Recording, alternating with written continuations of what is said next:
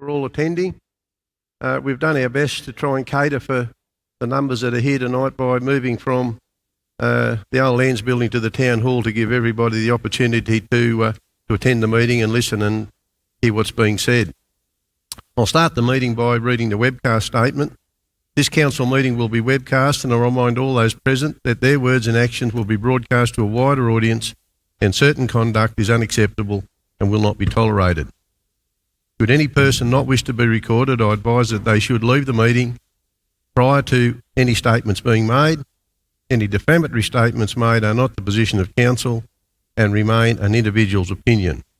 Council accepts no responsibility for any defamatory statements, and all liability remains with the person making those remarks.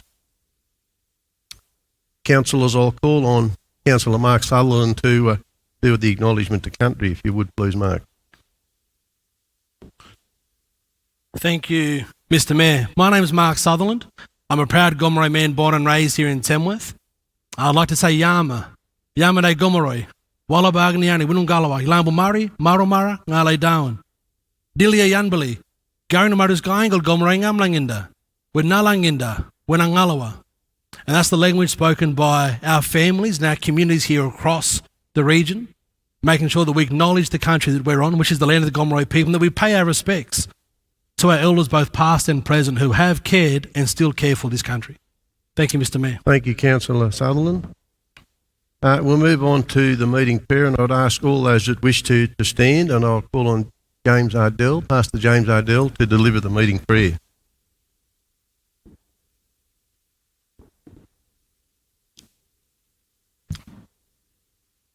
Thank you, Mayor.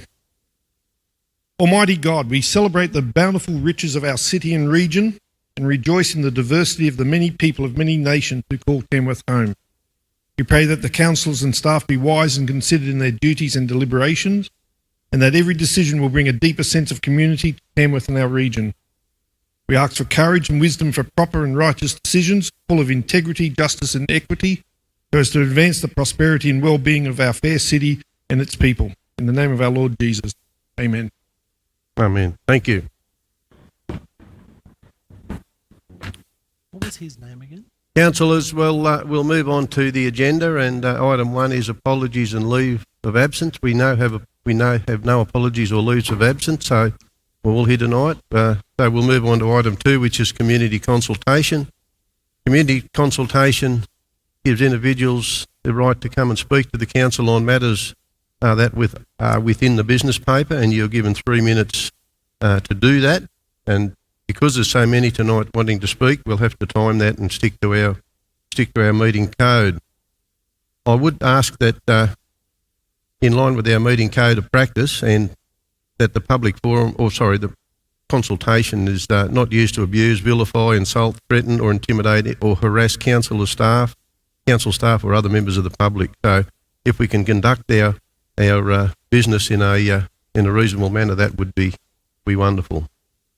I'll move on to the first speaker that's on the list here for community consultation, and I'll call on Melissa O'Connell to talk on 8.1, Little Athletic Fee Waiver.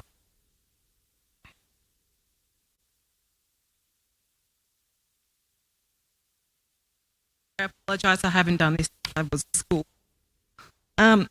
So hi, my name's Mel O'Connell. I'm a volunteer as the New England Zone Little Athletics Coordinator. I'm here today to ask for a full fee exemption for our upcoming regional championships in February. The exemption I'm asking for is less than $2,000 cost to the council, but this equates to nearly a quarter of our cost to run our entire carnival. With the reduction of active kids vouchers and the rising cost of living, we are trying to make this carnival as affordable as possible for our athletes and families. We'll have over 800 athletes and their families travelling to Tamworth for this carnival from as far as Lismore, Moree, Coffs Harbour, Taree, Inverell and all places in between. So what will be a small cost of $2,000 to council will be a large financial benefit to the community with accommodation and food and entertainment. There has been talk of moving this carnival down to the Hunter in future years, but I am trying my best to make sure it is kept in Tamworth every year. But with the cost of having to bring things into the carnival, such as food vendors, as we have no canteen facilities, and a working PA system, which has been an ongoing issue, the costs do add up for these carnivals. In the past 2 years, we have had to move our zone championships to Tamworth from our Gunnedah facility, last minute due to weather, which has increased our cost dramatically. These were fully paid for by our zone with no exemptions. This season, it is our zone that has to cover the cost of the regional championships. So, thank you for your consideration. Thank you, Melissa. We'll move on to the next speaker, Shana Icon, item 8.7.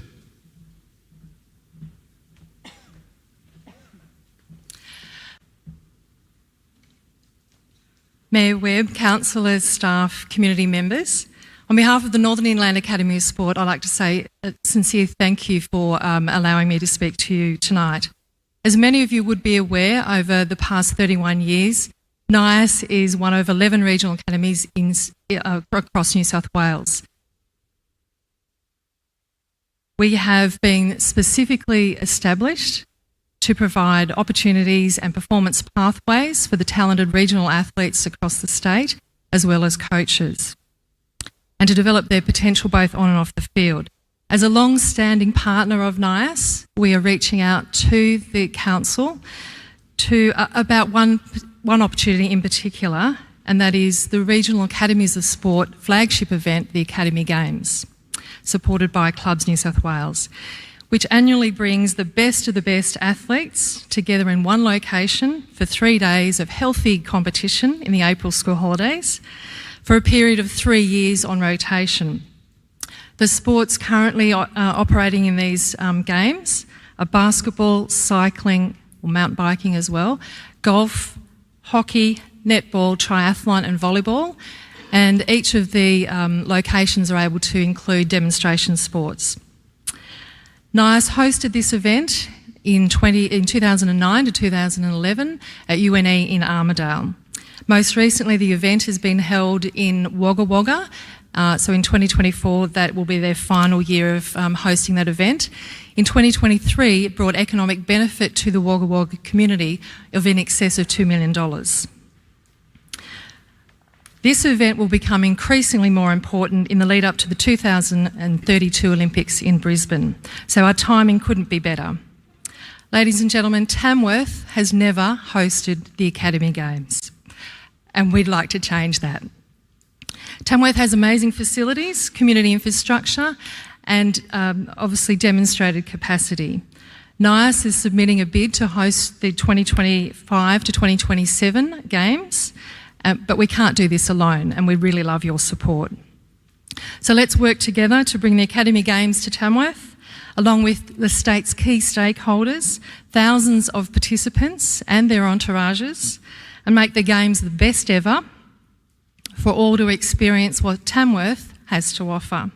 So councillors, I'd really encourage you to please consider our ask for investment in this significant event, which really aligns to the core purpose of the Northern Inland Academy of Sport. Thank you. Thank you. We'll now move on to the next speaker, Helen Ray, speaking to 7.1.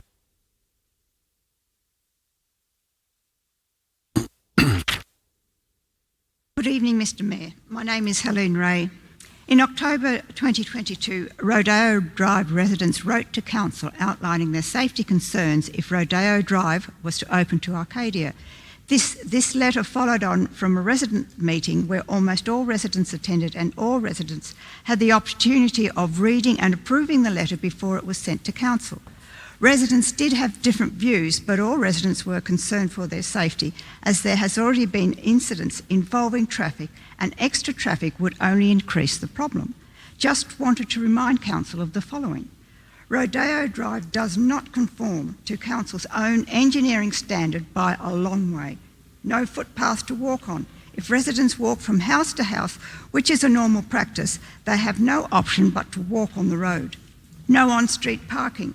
When parking on the road, the vehicles take up half the available road width. Why should residents be asked to provide off-street parking on their own land when it's the Council's responsibility? no street lighting. The water service and access to hydrant points are within the invert of the open gutter on the northern side. In some circumstances, hydrant points are unable to be accessed. No in-ground stormwater, no fibre. Residents rely on NBN fixed wireless. No footpath. Residents do not want anything unusual. Since that initial letter to Council, residents have sent follow-up letters asking for a Council representative to meet with residents to talk about our safety concerns, but no one has consulted with us. After repeated letters and phone calls, still no one has bothered to contact us. We do not understand why Council will quickly react to a pothole or a blocked drain, but cannot be bothered to contact residents about their real health and safety concerns, when all we wanted to do was to talk to a Council representative. Another Council plan was to install a shared path directly behind the homes on the southern side. This did nothing to mitigate the existing risks, which residents continually point out to Council. It was all about money. Council does not want to carry out a safety upgrade on Rodeo Drive, and it was just a way to gain access from Arcadia for cyclists and pedestrians. Whoever thought of this plan should be ashamed of themselves. Spend the money where it should be spent. The way forward is simple. Instead of fighting with the community and being aloof, you need to consult with the community. We would achieve more. We will constantly ask Council to meet with us. Councillors must reject this proposal as it stands because the information in Council's report is incorrect and Council has not consulted with residents about their health and safety. Council should not open Rodeo Drive without a full upgrade. Thank you.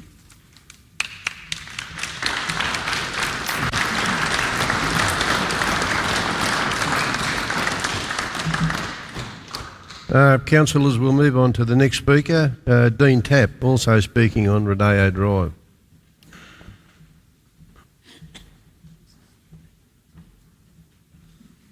Well, I'm about the same as her because we're all the same. Anyway, hello, my name is Dean Tapp, representative of the Quiet Rural Residential, Rodeo Drive and Championship Place community. My comments tonight are a brief summary of the concerns expressed to me by many residents who are here tonight in numbers again. Let's start simply. The Arcadia Estate proposal is a high-density subdivision which went from 1,670 houses to 2,350 houses. Our community had no consultation at all regarding opening our rural road for an estimated 5,000 cars, creating a rat race to the sporting precinct, which is classified high pedestrian area, which is a 40-kilometre limit. Secondly, last year we were informed by the radio, not the council, regarding the agenda for opening the road, and since then only the Mayor has consulted us. Multiple letters to the council staff have fallen on deaf ears and no one returns email, or do they just, from concerned, go to junk mail? To councillors, the pending approval of the road opening tonight meeting. I'm sorry, in the report before you tonight there is no indication or plans for pedestrians, cycleways or road infrastructure upgrades. Why not? I just can't understand why we approve it. Rodeo Drive was constructed to a rural residential standard, which means no streetlights, no footpaths, no cycleways, no curb or guttering, open storm water drains and no safe on-street parking. Now, most residents see this as a road safety issue. This is currently a concern since we have children using the road, especially when the afternoon sun is beaming down the road, which is due west, and it causes very bad visibility during high traffic times. It's pretty dangerous. Many residents I've been talking to have already told me they have had many close encounters already on the 1 kilometre long shotgun barrel road, which is low visibility, only due to the sun. Just think of the 24 to 5,000 children that would be potentially using this road when Acacia Estate is fully developed. Anyway, the residents of Rodeo Drive are just asking, why is council approving the opening of up with no plans, no budget, no indication at all of the full capital costs? A few engineers, which we know, estimated it could be between $3 to $4 million, which would require to be fully compliant.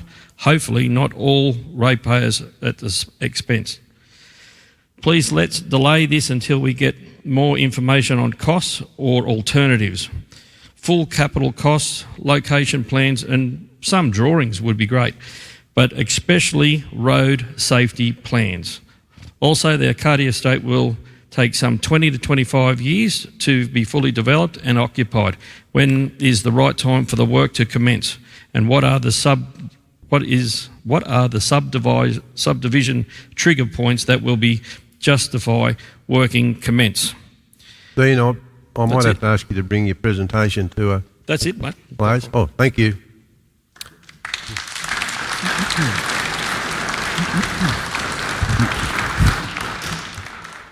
Our next speaker is Mr. Peter Gill, speaking on 7.1 as well.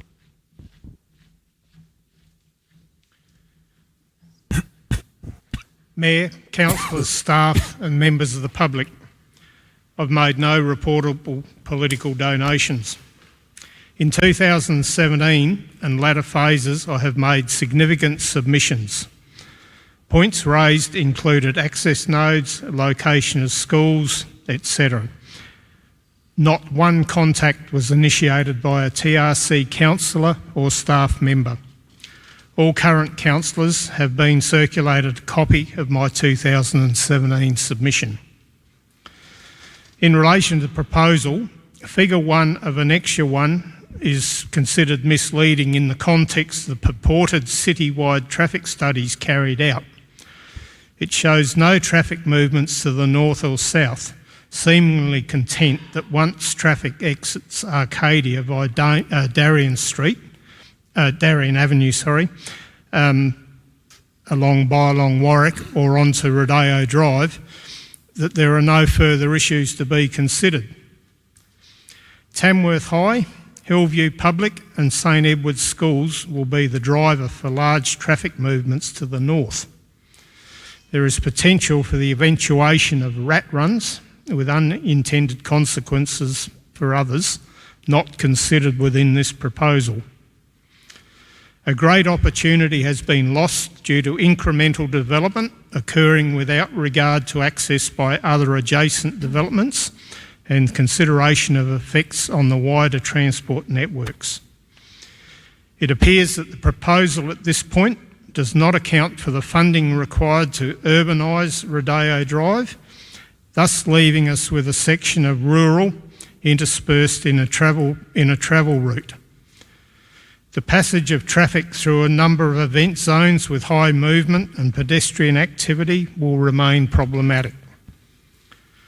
Poor planning decisions made incrementally over time have culminated in this proposal. Why are we being asked to accept second-best solutions when, with forethought, better ones were available? I conclude, fail to plan, plan to fail. Thank you.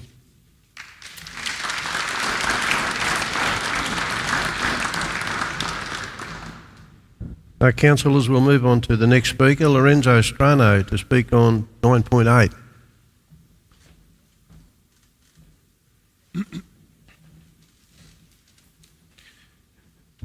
Thank you for the opportunity to address you today.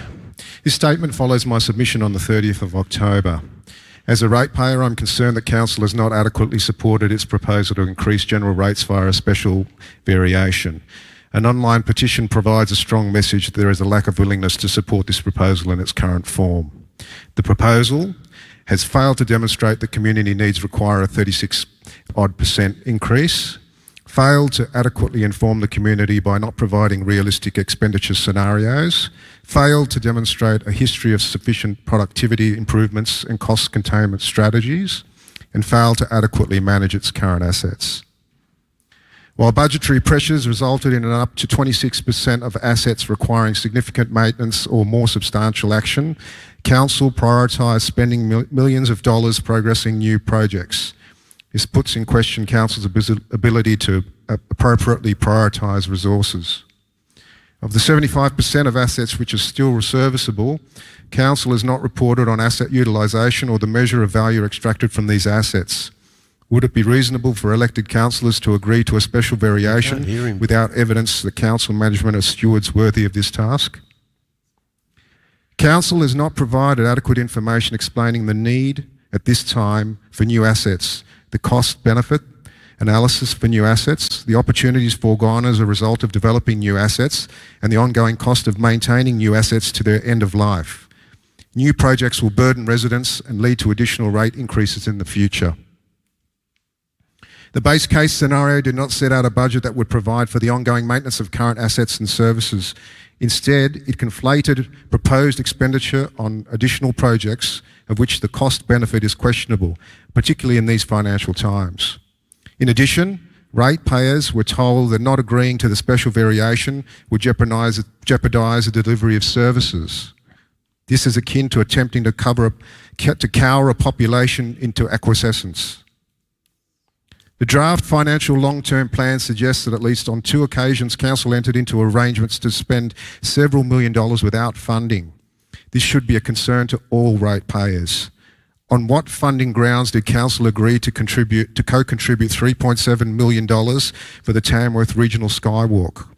A Council announcement on 4th of August suggested the co-contribution of $15 million for an aquatic centre would be funded from a loan or an alternate source.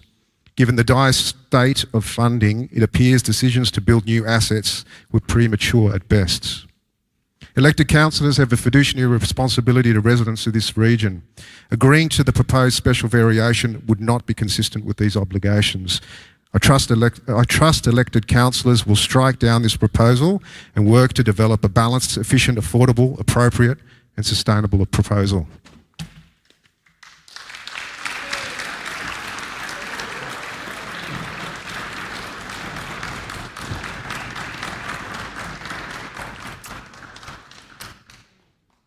Councillors, we have a further speaker on 9.8, Stephen Maher.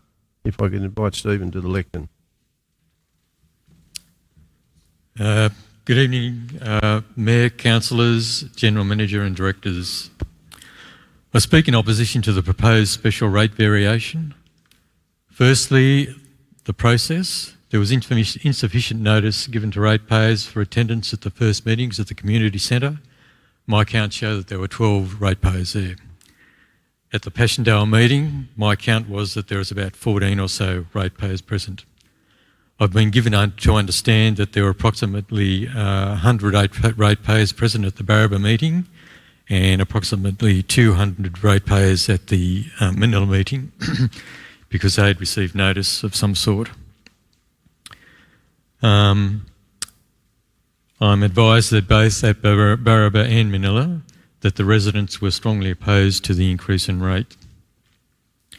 Many commented that rate instalment notices were received a day after the SOV consultation meetings in the mail, or in some cases a couple of days after the meeting, so that they didn't receive notification. The meetings were also pretty poorly advertised. The information provided for ratepayers was quite voluminous, and for the average ratepayer, they would have had great difficulty reading through and understanding all of that information. The information summaries provided were inadequate for the task. The SRV information states that the Aquatic Centre and the Tamworth Adventure Pool will be built during the period under review for the special rate variation. So inquiries were made about these two projects. There was some problems getting the information requested. So under Freedom of Information, there was a request made for the Tamworth Adventure Pool. Some information was provided, heavily redacted, or not provided at all. In fact, there was more information in the council minute documents than was provided under the Freedom of Information application. More recently, a Freedom of Information application has been made in respect of the Tamworth Aquatic Centre, which also includes the Northern Inland Centre of Sporting Excellence. Again, we've had problems getting that information provided. Initially, there was a fee of $450 requested, which has subsequently been withdrawn after more clarification of the information requested was supplied. Also, there are community concerns about the future of Ray Walsh House. the building? What are the TRC plans for that building, given its replacement value is probably in the vicinity of $40 million? There is also concern, there's a strong speculation that there has been a heads of agreement signed to sell the council car park in Cable Avenue adjacent to Ray Walsh House for a sale price of $750,000 to developers. If that is the case, why isn't that information public? These more recent examples exhibit a lack of transparency which Council has engaged in the management of public assets and calling into question the reliance that ratepayers can have on Council's actions or proposed actions, which is a matter of concern. Steve, I might have to ask you to conclude your presentation. Yes, the final comment is that the Council's own survey shows that 90% of the survey respondents are opposed to the rate increase. Thank you. Thank you.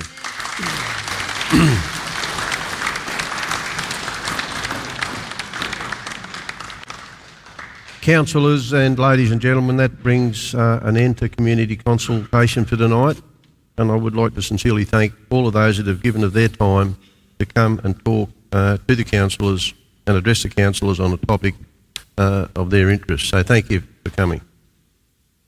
Councillors, we'll move on to item 3 on the agenda, minutes from the previous meeting. Could I have a mover and a seconder for that, please? Move Councillor Burke, seconded Councillor Southwell.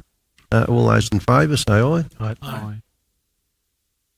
Any questions on that before we move on? No questions. We'll move on to the next item, which is item 4, disclosure of interest. Do we have any disclosures of interest tonight for tonight's meeting? Councillor Southwell. Thank you, Mr. Mayor. Just to disclose item 9.2, my uncle is the chair of the Pyalamore Recreation Reserve, and it is a less than significant non-pecuniary disclosure, so I will be staying in the room for that. Thanks. Thanks, Councillor Southwell. Are there any further disclosures of interest? There being no further disclosures of interest, councillors, will move on to item 5, which is a mayoral minute, and that is in relation to the extension of the heads of agreement between the University of New England and the Council. For those that are in the audience, the recommendation reads that in relation to the report, extension of the heads of agreement between the University of New England and the Council, and the Council agrees to provide an extension of this agreement to the 31st of December 2024. This has been requested by the University, and it's something that we need to do. It's probably an administrative matter, but we need to do it, and it needs to be formally adopted. Council is committed to subdivide the land and create a registered lot suitable for the University, and of course carry out some remediation activities, earthworks and so forth, which will be undertaken by the Council during next year. So we need to continue the commitment, read the exclusivity of the land that will be used under that heads of agreement. So, councillors, I'll put that recommendation. Could I ask any comment, any questions? There being none, I'll ask those in favour of that recommendation to put their hand up. Thank you. Any against? Carried. Thank you. Councillors, we now move on to a notice of motion from Councillor Mark Sutherland. Councillor Sutherland, would you like to speak to that notice of motion? Yes, please, Mr. Mayor. May I, given the sensitivity of this conversation and acknowledging the sensitivity of this conversation, can I ask that this notice of motion have a slight amendment? And that amendment being that this conversation be furthered in a councillor workshop for us to have a more robust and open discussion, and then return the outcomes of that conversation back to a council meeting at the beginning of next year. Do you have a seconder for that motion? Councillor Mears. Is anyone wishing to speak against that?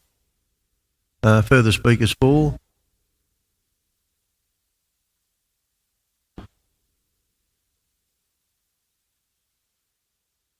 Councillors, there being no further... Sorry, Mr. Mayor, can I speak to that? You may close the debate. Yes. Yeah, thank you very much. I would first like to start by just letting people know that the intention of this conversation is in no way a conversation around debating the role of religion. In no way is it around questioning people's faith and their ability to maintain that faith of their own choosing. The notice of motion that is being put forward to discuss in a council workshop is around council's commitment to providing culturally safe and inclusive spaces across all aspects of the organisation. I'd like to point out that I do believe that council does a tremendous job across a number of different spaces within the organisation. Look at our city, at our libraries, our parks, look at our events, our country music festival, Fiesta Appeal, where we had over 90 countries represented their diversity across our region. We have a Tamworth Regional Inclusive Committee, provide a number of safe spaces across our region. My notice of motion is around asking why council chambers would be excluded from that commitment to providing culturally safe spaces. Mr. Mayor, by acknowledging a particular deity, we are excluding all others inherently. I have been approached by a number of community members, council staff, around the feeling that they have felt when asked to participate in a particular religious prayer at the start of councillor meetings. That has made them feel unsafe, made them feel unwelcomed, potentially made them feel as though they've had to suppress who they are to participate in a council forum. The notice of motion is around looking at how much do we prioritise inclusion. In that space, Mr. Mayor, I just want to make one point before I conclude, and that is that it has been worrying at times to hear that this conversation around providing culturally safe and inclusive spaces has led to a conversation of questioning the role of a welcome to country and an acknowledgement of country in councillor workshops. The big point of difference here is that within Blueprint 100, within our community strategic plan, we have a clear priority on celebrating Aboriginal culture and heritage. Under those strategies, we have committed to, as a council, a Reconciliation Action Plan. The Reconciliation Action Plan clearly identifies in section 9.5 that council adopt and perform welcome to country and acknowledgement of country prior to councillor meetings. If the discussion from the community, from the council, is that that would be up for consideration, there's a perfect chance when we are adopting our next Reconciliation Action Plan. The idea of having a religious prayer at the start of a councillor workshop, a councillor meeting, isn't listed in any of our strategic plans. It's not listed in any of our documents. It's not written into our community strategic plan. Councillor Sutherland, address the chair. Sorry, Mr. Mayor. I'm getting a bit distracted by the beautiful faces in the audience. And that the point of difference here is that we can clearly articulate where the welcome to country plays in the role that it sits within the organisation. Prayer before our council meeting is not listed anywhere. And so that's the point of difference. If we can identify that there are barriers, that there is a barrier that currently exists that prevents people from being able to participate in a council forum in a genuine fashion, do we have the capacity to remove that barrier? And so I am excited to be able to potentially have that conversation in further discussion and to report the conclusion of that conversation back to the community in the start of 2024. Thanks, Councillor Suttle. That closes the debate. Councillors, what we're doing is we're talking about having a workshop in early in the new year, probably February, to discuss the matters that Councillor Sutherland has raised. So I'll put to the councillors, all those in favour say aye. Aye. Those against, carried. Councillors, there are a number of people in the audience that are here for item 9.8, and 9.8 is some way down the agenda. So I'm going to ask if there is a councillor that might move for the suspension of standing orders, and someone, Councillor Betts, and someone to second that, Councillor Tickle, so that we can bring 9.8 forward to our first report, our first open council report. So all those in favour? Aye. Aye. Those against? Carried. So councillors will move. We've now moved to bring 9.8, which is a special rate variation application to IPART. forward. And I'd call for a mover, Councillor Coates. You wish to speak. And I need a seconder, Councillor Mouth. Thank you, Mr. Mayor. First of all, I'd just like to ask if I can have an additional note made to the item, and I believe we've added that. And that is just to request that we continue with regular formal and informal communication, education with the community, as well as answering any ongoing questions. I consider myself to be an average citizen, and as a result, I believe I think like an average citizen. Until I become a councillor, I, like many of you, had a very limited understanding of how local government works and the state and federal government constraints that impact on those operations, including regulations, legislation and compliance. And all of these come with an extra cost to the organisation. Having now spent 23 months on the job, so to speak, reading, questioning, listening, attending workshops, my understanding and knowledge has grown significantly. And so with this background, I can honestly say I can understand the confusion, the anxiety, the anger and the frustration around council speaking of needing a special rate variation. So if I can ask your indulgence for a short period. If we consider over the last 20 years, council has had quite a number of imposts on them, and it started out with amalgamation, and it was a painful process for the small communities involved.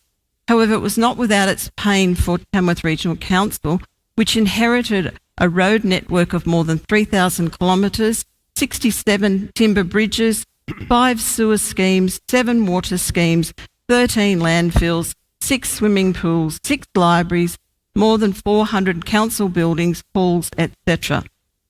There was also some debt associated with that, and part of inheriting that is there was also a small community number that come with that inheritance, and consequently a low rate base. However, TRC did absorb the renewal and maintenance responsibilities of the infrastructure, while also taking on the financial responsibilities from the merged smaller councils. One of the other things that's contributed or we need to consider is rate pegging. State governments impose legislative and regulative constraints on the raising of revenue by local governments that affect the ways in which councils can raise revenue. In New South Wales, rate pegging and only partial reimbursement of concessions impacts on the amount that council can raise. We all know that council exists to provide services and facilities to the community and to encourage growth and development that's appropriate in order to attract improved services. And when their main source, approximately 1/3 of revenue, comes from rates, that does actually impact long term. As a result of this, if I go forward, in 2022-23, 86 out of 128 councils in New South Wales applied for an SRV, a special rate variation. Now in 2023-24, a further 17 or more are following. So we are not alone in what we're actually doing here. It is a recognition across the state that councils have been struggling financially because of how they're actually funded. As a result, IPART, the Independent Pricing Tribunal, they are the independent body, and they have consulted over the last 12 months and have now developed a new methodology which will assist councils to actually be able to meet the demands and the needs. Can you address the chair, please? Sorry. Address the chair. I'm sorry. Sorry, Mr. Mayor. A couple of other things that we need to consider. Interest rates.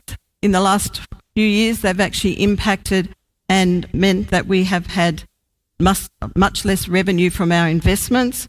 Our employee costs have gone up, and we've had no control over wages or superannuation. Our operating costs have also risen, and notably in terms of fuel and earthwork. Cost shifting from the higher levels of government have also impacted, and some examples of this are roads, waste levies, rural fire service, emergency service levy, libraries, environmental regulations, etc. And these are all things we have no control over. In 21-22, each ratepayer in New South Wales had approximately $460.67 of their rates taken by state government costs. And of course, we add in there COVID-19 and natural disasters. And just finishing with that, Mr. Mayor, I think at this point in time, Council has to decide whether to submit an SRV or not. The proposed amount and timeframe in the application has been determined by an independent organisation following a thorough review of Council's financial status. And the vote tonight is to forward that proposal to the next level of independent assessment, to IPART, for their recommendation. Then and only then will a final decision be made. So the aim of the additional point is to ensure that Council continues to discuss concerns and questions with the community, be it formally or informally. Thank you, Mr. Mayor. Thanks, Councillor Coates. Someone to speak against the recommendation, Councillor Rodder. Thank you, Mr. Mayor. From the outset, I'm not against developing our region and delivering services and infrastructure that many in our region would like, but the timing of this proposal is appalling.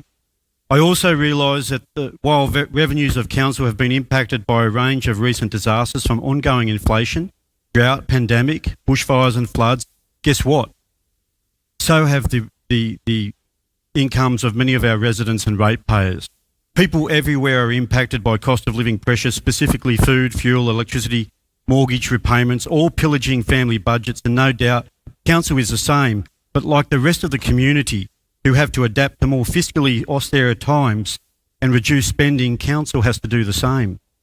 I note too the impact of cost shifting by state governments to local councils, and consultant Morrison Lowe had also completed a report about the extensive cost shifting that occurred during the 2021-2022 financial year under the previous government.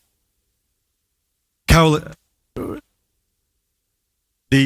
deficit was $1.36 billion, or $434.60 per every ratepayer of their paid rates eaten by state government costs, far exceeding historical records and a dramatic increase of 78% since the 2015-2016 financial year, when the total cost shift was estimated at $820 million. My concern is that this proposal is extremely premature.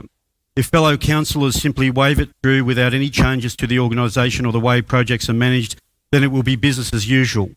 We'll see no cuts to waste, no savings or efficiencies gleaned to an organisation that operates in silos. Unfortunately, rather than looking after the simple things of roads and rubbish, our council is like a mini-state government and is involved in too many vested interests and its tentacles in too many pies. There is far too much waste on employing staff through job agencies, expensive consultancies to justify decisions staff don't want to make. Our vehicle fleet is bloated, as is the organisation. I want to be clear to my fellow residents and ratepayers and councillors why I am opposing this proposal. In relation to consultation, we saw very few people at both Tamworth SRV events, which I believe demonstrates the apathy of many residents towards this proposal and possibly our council generally. Many residents didn't seem to receive their meeting invitations until after the event, which was very unfortunate. There were plenty of residents at the smaller community meetings, but on this issue and others, those residents also believe their opposition has fallen on deaf ears. Thousands of renters, families and struggling businesses will feel the impact of this proposal, as will residents and ratepayers on fixed incomes, pensioners, unemployed, self-funded retirees, our disadvantaged residents. We have a significant lower socio-economic population who do not have the capacity to pay. We have many organisations such as Homes North having to book up to 3 motels worth of rooms around our city each week to provide emergency housing in our city.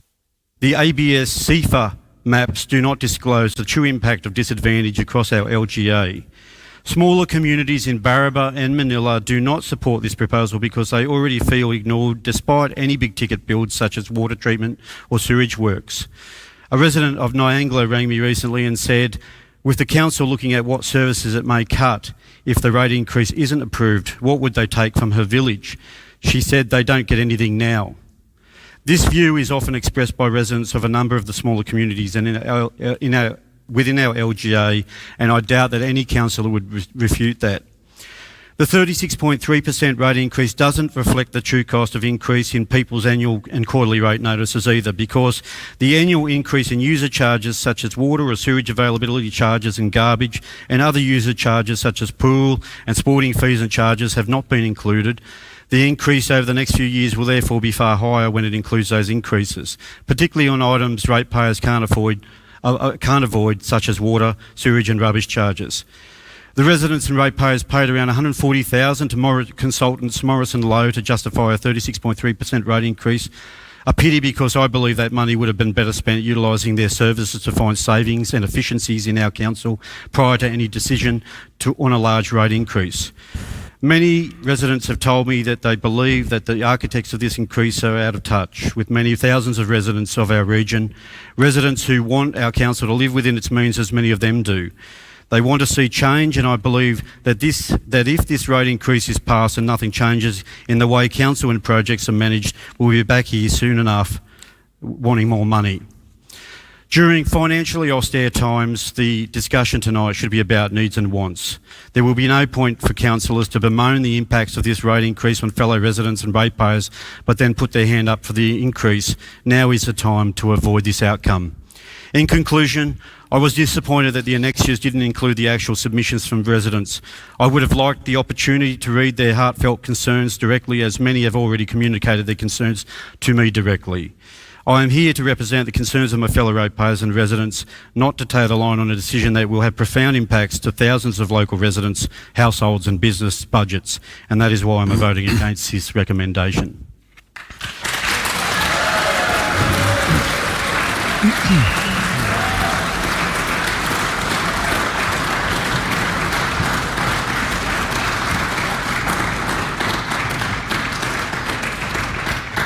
Councillors, further speakers for the recommendation? Councillor Burke. Thank you, Mr. Mayor, and it's wonderful to see so many people here in the gallery this evening concerned about the issue of the SRV, but I think more importantly to hear the rationale and the judgment behind council in pushing forward with it. Mr. Mayor, for anyone that really has a clear understanding of the effects of compounding or the lack of compounding, I think the lack of compounding has had a massive impact in terms of the rate pegging that has occurred this council probably in the last 10 years. Just last year, this council was awarded or given the opportunity to have a 0.7% rate peg. We had a 2.5% wage increase last year. I'm talking about the previous year. So we applied for that rate peg to be increased from 0.7 to 2%, and it was okayed and allowed by IPART. But Mr. Mayor and fellow councillors, I'd like to support Councillor Coates in giving a really good overview in terms of the complexity of this issue. And I'd like to just delve into a couple of important numbers that really help this stand out to us why it's so important. It was mentioned by a speaker tonight about the fiduciary duty of councillors and how important it is for us not to take an organisation forward that's not financially stable. And for us to do nothing extra than doing what we currently do, i.e. to have a base rate of rates going forward, we are positive in 23-24, and we are positive in 24-25 before we fall off a cliff. And in 26-27, without doing anything, we jump into a hole of minus 1.8 million, and the following year we jump into a bigger hole of minus 2.4 million. I think the important thing here is that we've put together a sustainability program that actually tries to capture what Tamworth is doing, how it's growing, where it's taking our residents, how we're coping with the challenges of the massive amount of investment that we're having in Tamworth, and also responding to the incredible amount of government grants that have come our way post-COVID by way of stimulatory, efforts, but also our asset management programs that are really, really important, and things that have come across us, like our Ray Walsh house that was unexpected and unbudgeted. But knowing all those things are happening and in place now, and in particular with the inflationary pressures of the Ukraine war, our sustainability program is projecting that in 2024-25 we'll have a $7 million hole, a 25-26 a $9 million hole, and 26-27 a $13 million hole, and so on. And it's in this context as a councillor that I support the SRV, and I think it's really important that we are able to put our council on a solid financial footing and ensure that I know there's pain for our ratepayers. We've also included in this motion a acknowledgement of that with regards to the pensioner outcome, where they'll be discounted in terms of their exposure to rates. But I think it's really important that as a council we take this organisation, we take this community and we take this town and region forward. Thank you, Mr Mayor. Further speakers against? Councillor Mears.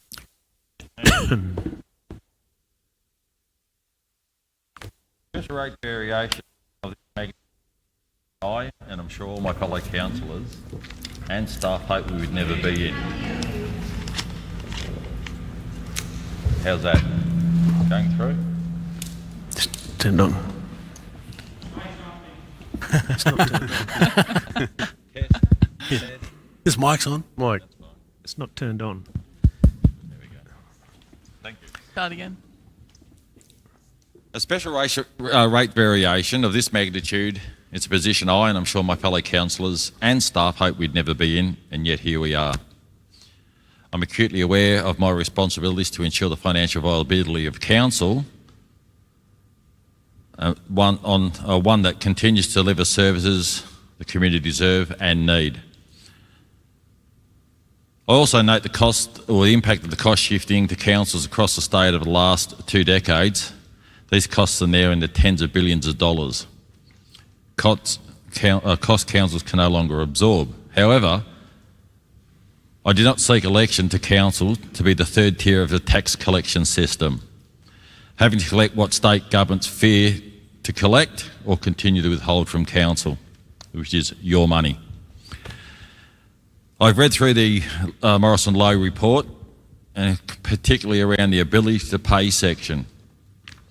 I've read it over and over and note many of the figures articulate the 21-22 financial year. It does not factor economic changes to our population over the 2022-2023 financial year and beyond. In the past 16 months, all of you will be acutely aware, there have been 13 interest rate rises, stubbornly resisting inflation and stubbornly resisting inflation.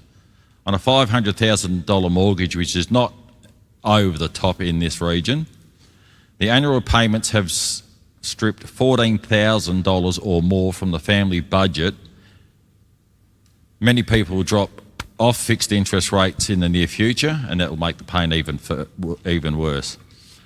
They state that unemployment is listed as around 4%, which is terrific. Yet underemployment is not noted. These figures indicate 20% of the population is underemployed. According to Centrelink, if you're employed for 1 hour, you're not considered unemployed. So if you're getting 1 hour and you've got to pay a rates increase or your mortgage, you've got no hope. Those issues are not that of the council's making, but are not considered in our ability to pay advice. These factors also weigh heavily on small business and large business as well, and the Reserve Bank, in its wisdom, states to rein in inflation, we need higher unemployment. Interest rates will continue to rise, yet wages remain well below inflation levels. If the SRV or special rates variant does not go through, council will need to make considerable spending cuts and to services. That will fall on our shoulders with consultation with you. From the Minister of Local Government, my interpretation of recent statements of my responsibilities is that to those in the community.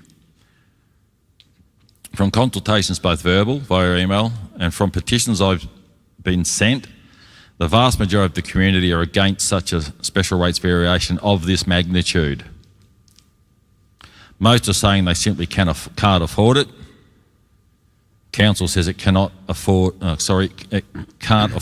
not to. My decision is based on those community consultations concerns, and I do not support the motion. I've received pressure to toe the line, and I will not. You've put your faith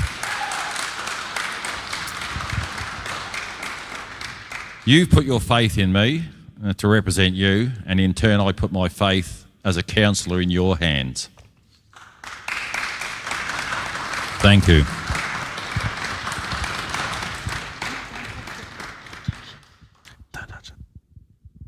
Further comments, councillors? Councillor Southall.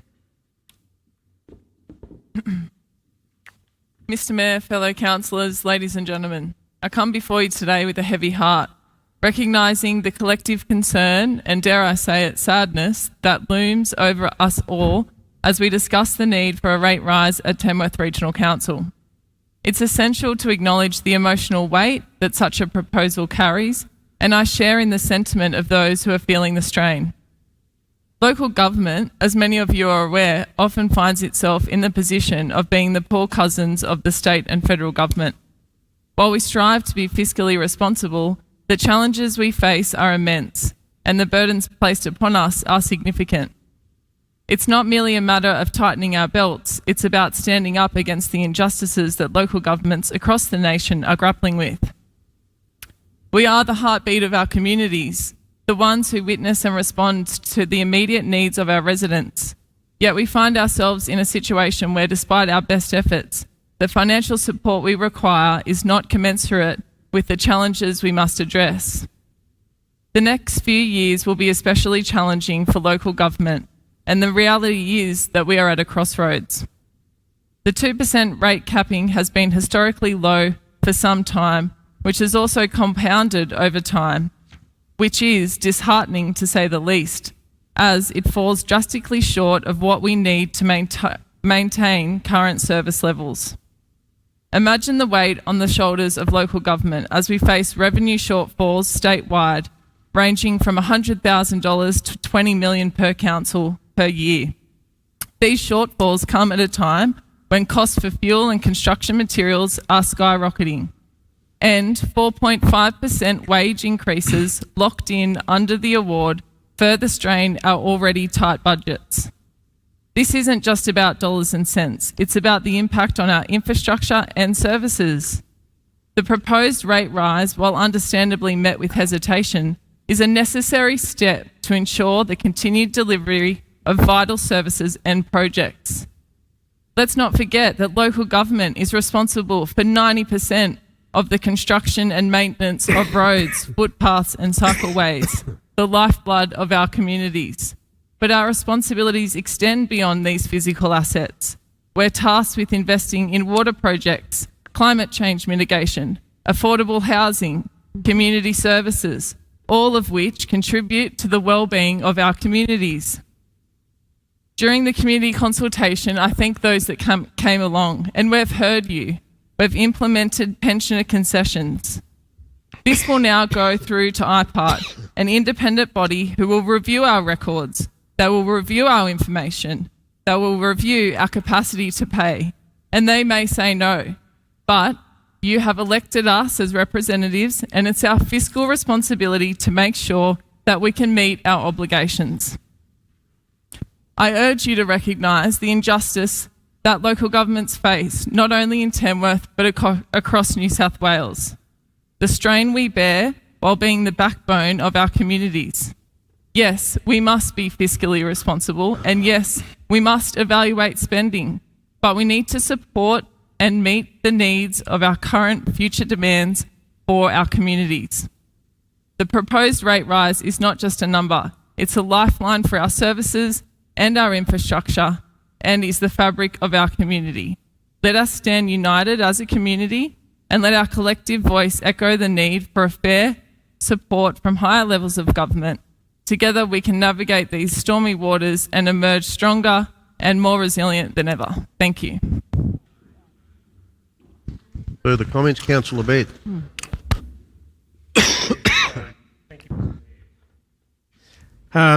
These are difficult decisions that council has to make, and I've been in local government some time, and there has been quite a number of decisions that we've had to make that's been very, very difficult. This is probably one of the most difficult ones that we've had to make. I've attended some of the community consultations and felt the community concern, and I've read all the submissions that came through from the community, and there were a lot. I've done a lot of research myself and really understand, from my experience in local government, the challenges that face us in the future. Back in 2004, with the amalgamation of the 5 councils into one, some of those councils in the outlying areas were doomed within one council of less than 2 years because it was not financially viable.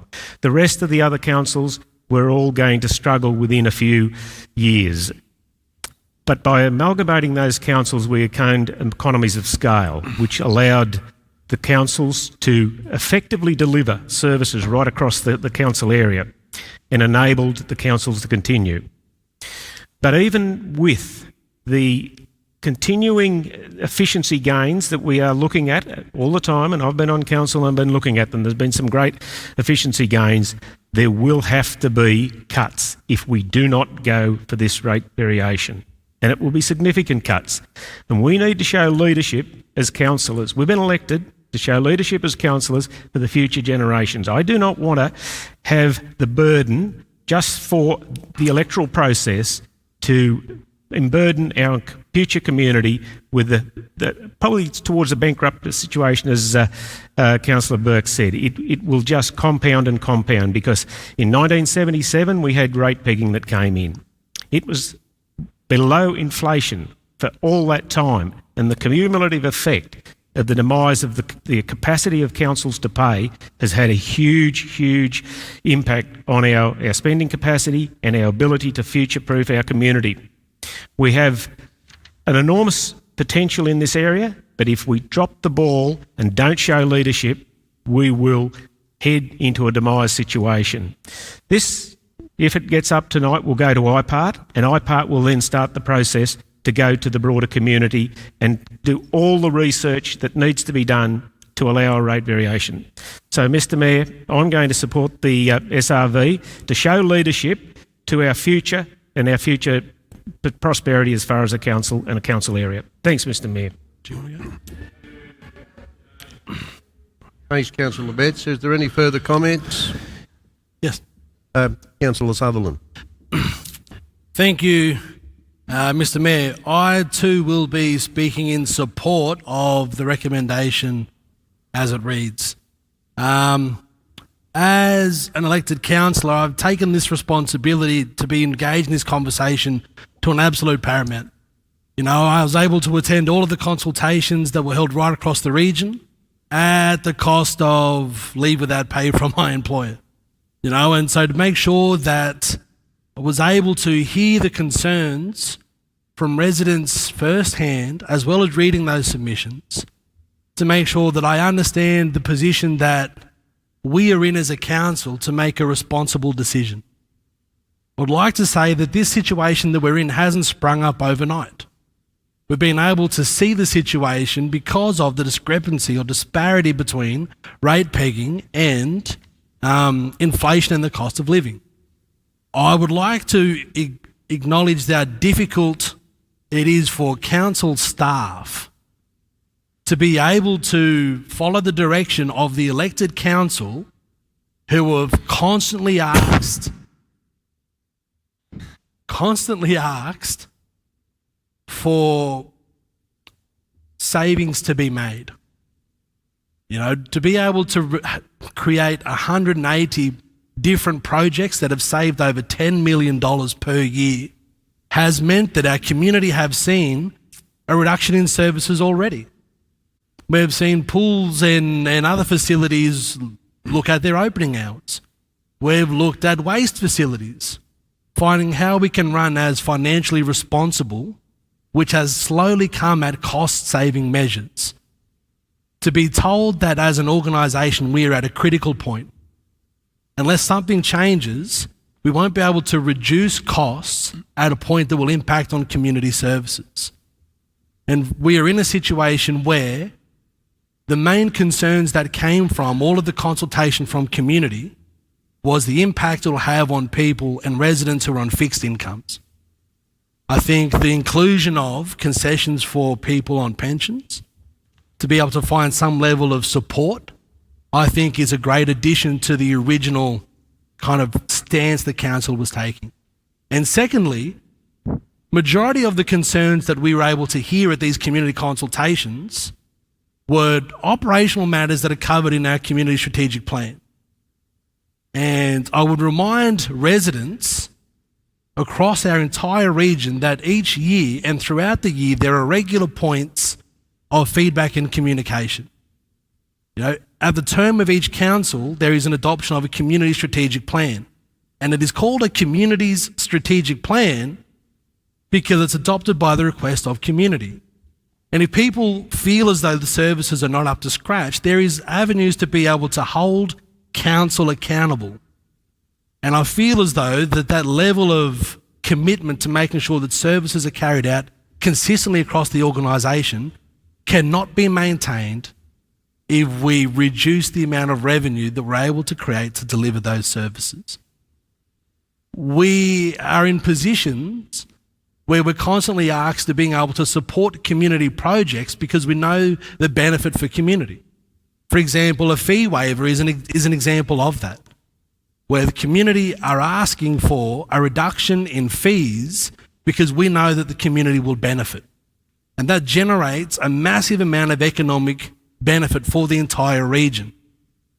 If we start to reduce services, not only are we going to reduce the facilities we can operate, we're going to potentially impact on the amount of activity that we can generate as a region, which is bringing so much economic value to residents, to all of us.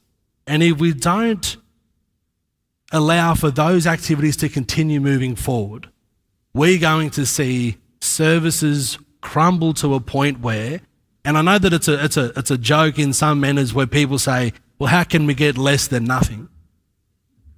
You know, and I hear that genuine concern. But if people feel as though they're not getting the services that are required, there are points to be able to make that argument through consultation to make sure we can deliver what we've said we're going to deliver on. But Mr. Mayor, with that being said, I think the responsible decision here moving forward, if we would like to grow and continue to deliver as a region, to create a region where people want to live, they want to stay, they want to work, and they want to grow old, then we need to make this decision tonight to push this conversation up for the consideration of IPART. Thank you. Thanks, Councillor. Thanks, Councillor Sullivan. Councillor Tickle. Thank you, Mr. Mayor. Good evening. As a councillor, as has already been said tonight, we have a responsibility for sound financial management. And that I was elected, we took oath, that's part of the oath, to carry out those responsibilities to the community as a councillor. Part of that responsibility is sound financial management. There is no way I'm going to stand here and oppose a method to increase our finances so that we're not leaving a strain and be in a dire situation in a few years. It's our responsibility to plan not just for now, but into the future. It's already been stated by several speakers tonight. The imposts that have been thrust upon us, completely out of our control. Droughts and floods are big ones. And of course, we know what the recent flooding has done, created lots of damage across our road networks. We heard earlier, we have 3,000 kilometres of roads to maintain. 3,000, the largest network in the state. 2,000 of which are unsealed. It costs money to maintain them. Did you know in the last financial year we have spent $26 million on our roads? That's in 1 year. $7 million of that was grant money, the rest of it $19 million.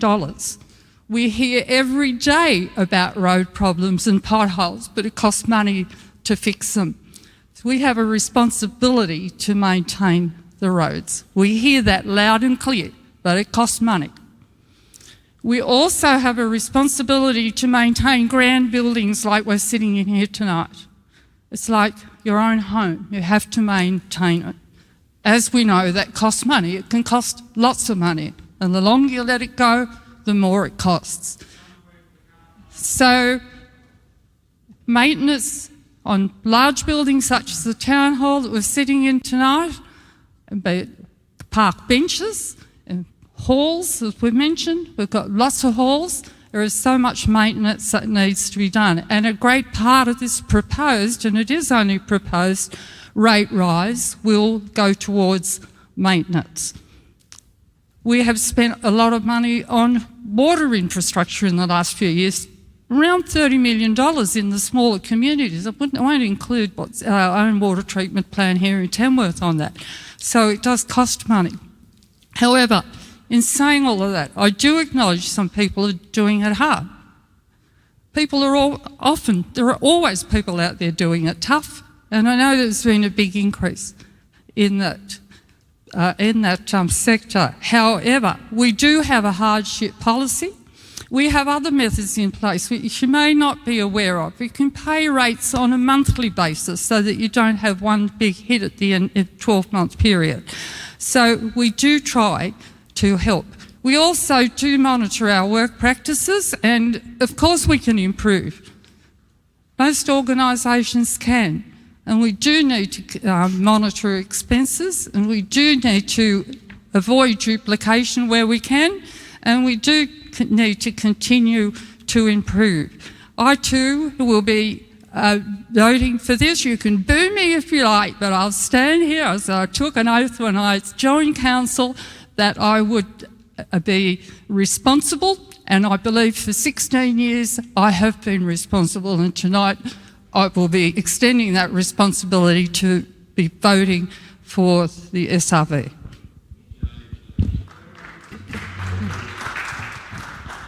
Thanks, Councillor Tickle. I think all councillors have spoken to it. Just before I do put the recommendation, I'd just like to say that many have spoken to me about, is this the right time? We don't believe this is the right time. I can say to you all that for a number of years now we've been looking at what we need to do to try and increase our income so that we can actually continue not to do anything other than deliver the services that we are currently delivering into the future. We had drought, we had COVID, we had floods, and we had the impact on some bushfires. So there's never been a time that has been a perfect time to actually make an application. Now is probably not the best time, but when is the best time? There is never going to be a good time. So really we have to bite the bullet. We have to do what is responsible for our community in the longer term. We have to make sure that in the longer term, I'm talking about the longer term for the next generation, our region is maintained in a positive way, a way where there's prosperity and growth for the future, for our kids that are coming on. I'm a part of Country Mayors. I'm on the executive of Country Mayors. I'm the Deputy Chair of Regional Cities New South Wales, and I'm on Regional Capitals New South Wales, which is another group of major cities across the nation. Every council that we deal with in any one of those organisations is struggling with the same situation that we've got. Many councils last year applied for rate variations, special rate variations, well in excess of what we're talking about here tonight. Most councils are now starting to talk about applying for special rate variations over the next 1 to 2 years and maybe 3 that will be well in excess of what we're talking about here tonight. I know that's probably doesn't impact on you people here tonight, but it's just a lesson for all of us in local government. Local government has struggled for so long with the impact of rate pegging that we've all found, not just Tamworth, but we've all found across the state of New South Wales, we've found ourselves in a situation where we've had to take some drastic moves and move forward to try and maintain our position as it is tonight. So look, you can say that's irrelevant, but it's across the board and it impacts on everybody. So councillors, I think we've all spoken on this, and Councillor Coates, did you want to close the debate, did you? Thank you, Mr Mayor. I want to thank my fellow councillors for their support, but I also want to acknowledge that I understand what Councillor Mears and Councillor Rudder are saying. I am a person who understands in terms of the struggles that people go through.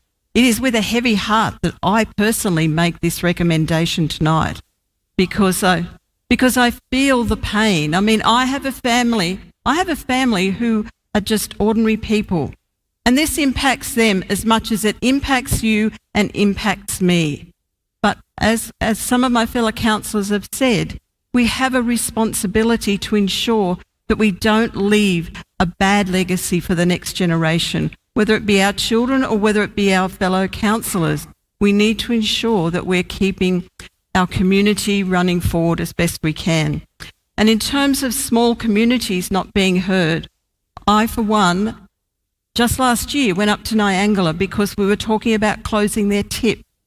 And I took 2 trips up there with Councillor Mears and staff, and we worked through how we could actually retain that service for both them and Watson's Creek. So we do listen to our small communities. And I think it's important. It doesn't matter whether you live in Tamworth, Watson's Creek, Nyangula, or the back of Whoop Whoop.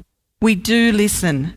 This is a difficult time for everyone. We do understand that. But we need to make sure that if we're going to retain and sustain our council, we have to look at some ways of doing that. And because of all those reasons I spoke about in the beginning, the impost by other levels of government and how restricted we are in raising our revenue, we have to do something. Now, just let me close in terms of tonight is a first step in terms of agreeing to put this on to IPART. They then do their own independent assessment of our application, including some community consultation with people from this area. And based on that, as well as the capability for people to pay and also the impact on the community if we don't get a rate rise, they then make a decision. So our decision tonight is just to put that application in and then to get that feedback. When that comes next year, we can make a decision. And in the meantime, myself and I'm sure my other fellow councillors will be out there talking to you, answering your questions, communicating with you so that we can continue to get the best outcome for everyone. Thank you, Mr Mayor. Thanks, councillors. That brings the debate to a close. So I'll put the recommendation. All those in favour say aye. Aye. Aye. Debate's closed. Sorry? You want to call a division? Okay, we'll call a division. I'll put all those in favour, please say aye and put your hand. Those against? Yes. 7-2, and we need to record those names. So Councillor Rodder and Councillor Mears against, all other councillors in favour. Councillors, I'll call for a recommendation or a motion to resume standing orders, if I could have one, please. Councillor Betts, seconded Councillor Mears. All those in favour say aye. Aye. Having resumed standing orders, we'll move to Open Council Report 7.1. I'd just like to say to all those present that have come in for the debate and the discussion on the 9.8, the special rate variation application, if they wish to leave, you feel free to leave. If you wish to stay, you're most welcome.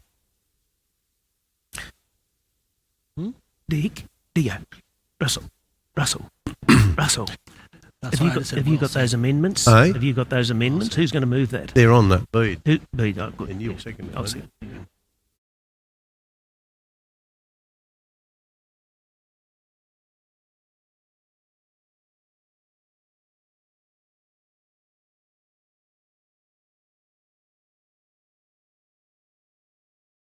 Point 1, and there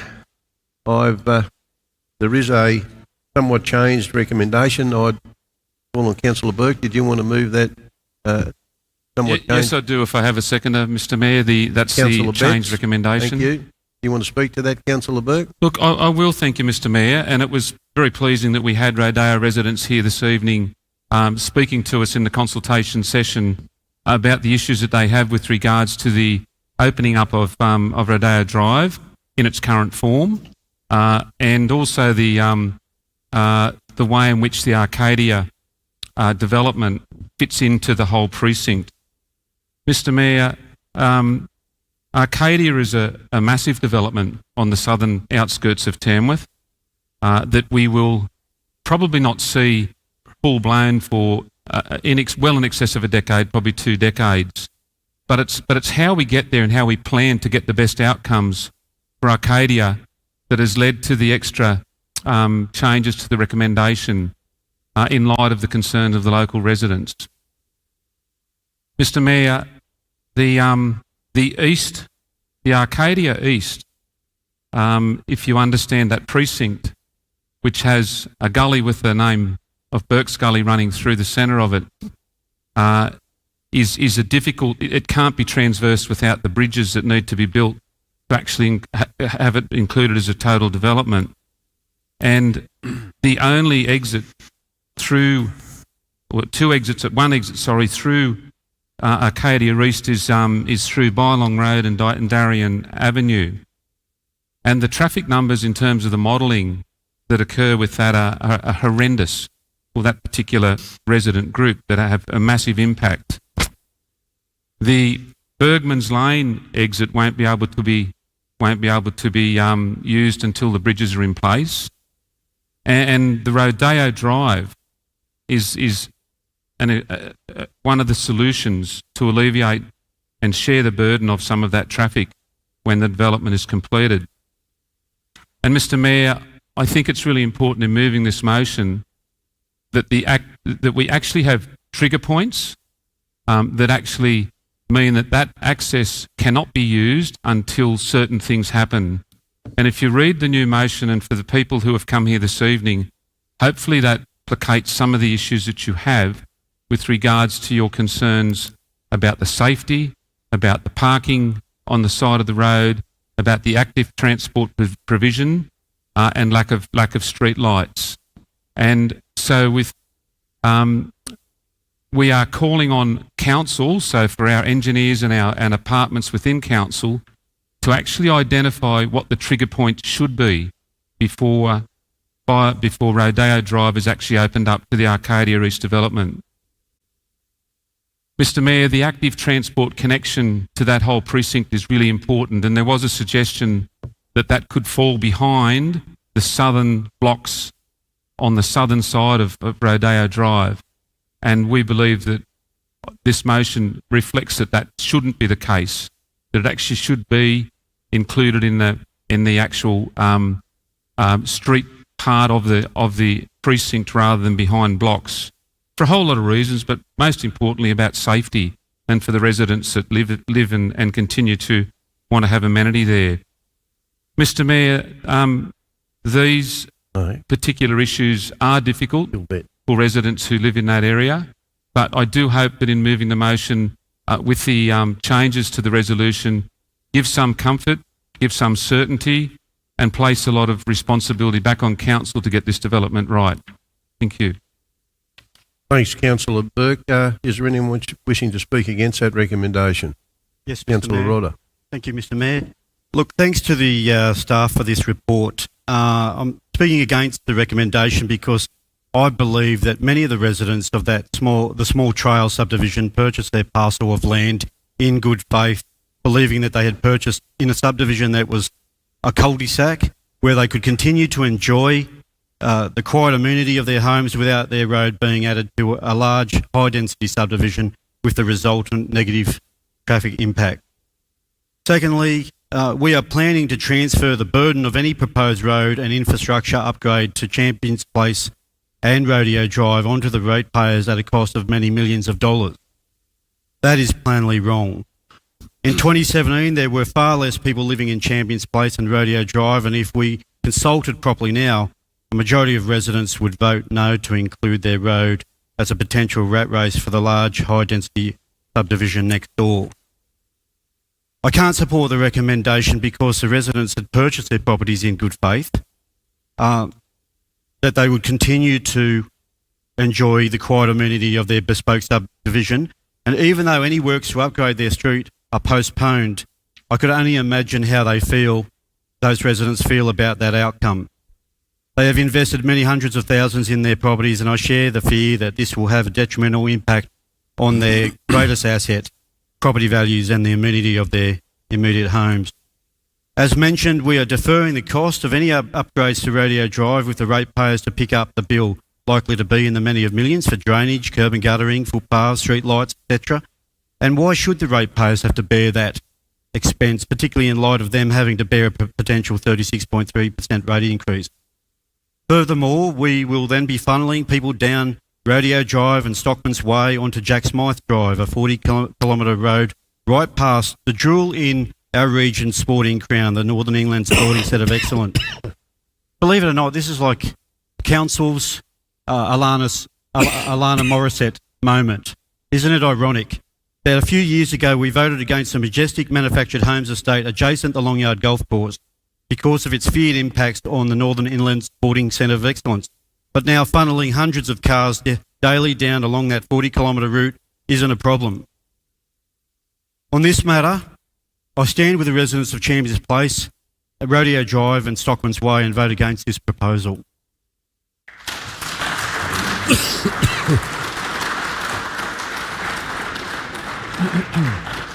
Councillors, further speakers in support of the recommendation? Councillor Bett.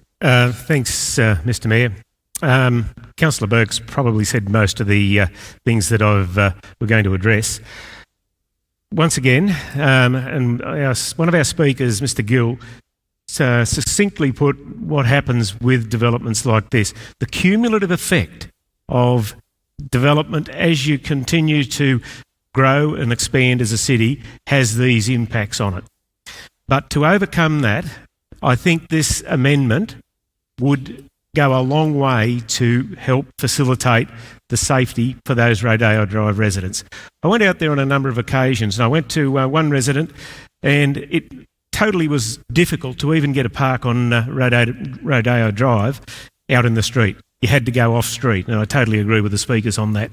So by this amendment, so when the trigger points come, that infrastructure will be put in place to ensure the safety of those people in that area, and then that in turn will make it safer for the whole area, because there has to be a distribution of the traffic coming through no matter where it happens. As we grow, if we wanted to stay still, we would do nothing. But we have to grow, and this is one way to go through it. Yes, it's going to cost individual or the ratepayers in general funding to do that. But if you put those constraints on developers that first start those subdivisions, they would never ever start. So it's one of those things. We have this with our water systems. Sometimes council puts the infrastructure in to allow water to happen. This one is in reverse. So we as a community, I think, should address the situation for a safety issue, and so I'll be supporting the recommendation. Thanks, Mr Mayor. Thanks, Councillor Betts. Further speakers on the... Councillor Tickle. Only to add to what has been said, and in the council report, in case you haven't read it in detail, I would recommend to look at the comparative table in that report of similar subdivisions of similar road. Councillor Tickle, can you address the chair, please? Oh, sorry, facing the wrong way. I like to face the audio. I'll start again. It is hard, isn't it? in addition to what's already been said, I just wanted to add there is a very informative table, or several of them in fact, in the council papers, which detail the traffic movements on similar roads with a similar road width and a similar seal.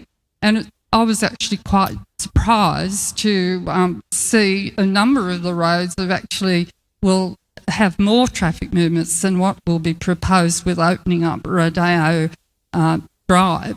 Some have fewer, some have more. Some of the roads are actually narrower and carry the proposed traffic movements, which will be along Rodeo Drive. So please do have a look at that. I will be supporting the motion, particularly when it came to our last meeting. We said that we would consult further, and I know some of you don't think we did that well, and also look at ways to improve the road and the pavement, the shared pathway, I believe will help a lot with those safety issues.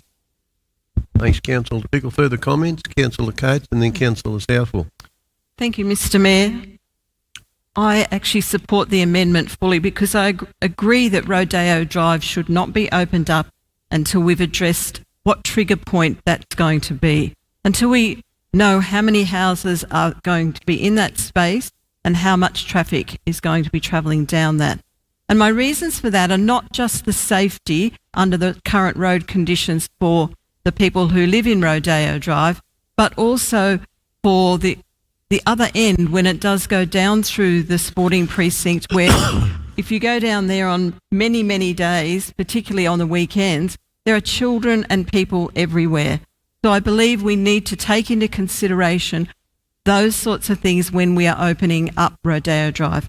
I've been out there a number of times, day, night, weekends, weekdays, middle of the day, end of the day, just to see what actually happens, what it looks like. And as it stands at the moment, it is not a safe road to go on with lots of traffic. So I understand that from the original DLP in 2017, there was always a plan to open up that, but I believe we need to ensure that we address the correct time when that actually occurs. Thank you. Thank you. Councillor Southwell. Thank you. Thank you, Mr. Mayor.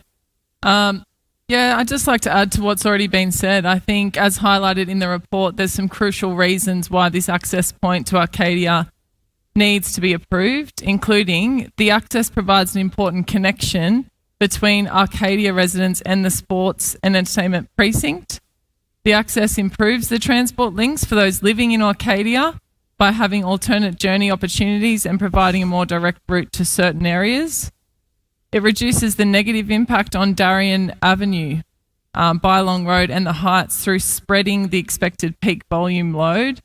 And it provides, most importantly, it provides emergency services with a more efficient route to catchment of dwellings within Arcadia, and similarly provides residents in Arcadia East with an alternate entry or exit node.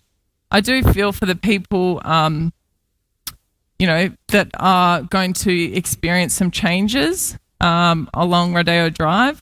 I find it interesting, fellow councillor Rodda says that the people purchased in good faith. I think we all purchase our properties in good faith, but development growth means that things change. And are you against changes that may happen throughout the rest of Tamworth, where there'll be development impacting other properties? It's just the nature of how things go, is that there's changes. We can't just look at a minority of people. We need to look at the majority. We've got a range of reasons why it's just common sense that you would open it up to include another entry point here.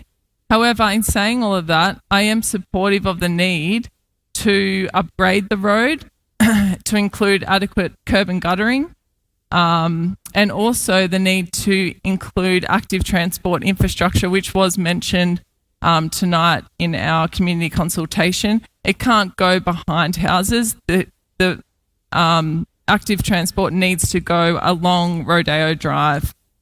And there's a range of reasons for that. It reduces road traffic and noise and impact on roads because you got less traffic. fostering exercise, which has many positive flow-on effects, physical, social, mental health benefits for the whole community in that precinct. In conclusion, I am very much in favour of the recommendation. Thank you. Thank you, Councillor Southwell. Councillor Sutherland. Thank you, Mr. Mayor. I too will be speaking in support of the recommendation and would like to applaud Councillor Berg for the amendments that have been included.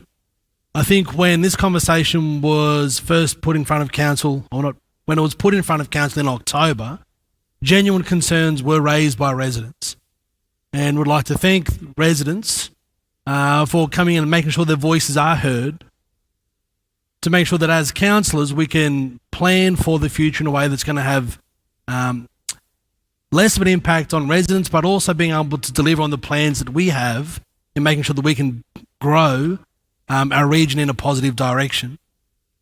The amendments that are put forward, I think, originally weren't included in the conversation back in October, which is the inclusion of the active transport. Making sure that we have footpaths, the trigger point, making sure that we all know at what point will the road and infrastructure be upgraded to make sure that community are kept safe. I think they're two really vital additions to the recommendation, and hopefully I feel as though the residents of Rodeo Drive have had their voices heard in being able to shape the way and add additions into the way that this decision has come about. But the reality is that we need an eastern access point for the residents of Arcadia. For emergency services, for connectivity, we can't go without having an access point at Rodeo Drive, because the traffic impact study has showed that the pressure that will put on all the other access points. And so I'm in full support of the recommendation and would like to applaud Councillor Berg for those additions. Yes. Thank you, Mr. Mayor. Having listened to everyone. I guess, as always, I'm not overly convinced. Councillor Southwell did mention, and as did Councillor Sutherland, about the emergency services exits. Well, I've got a Google map like everybody else. I've got a car with a speedometer, etc., etc.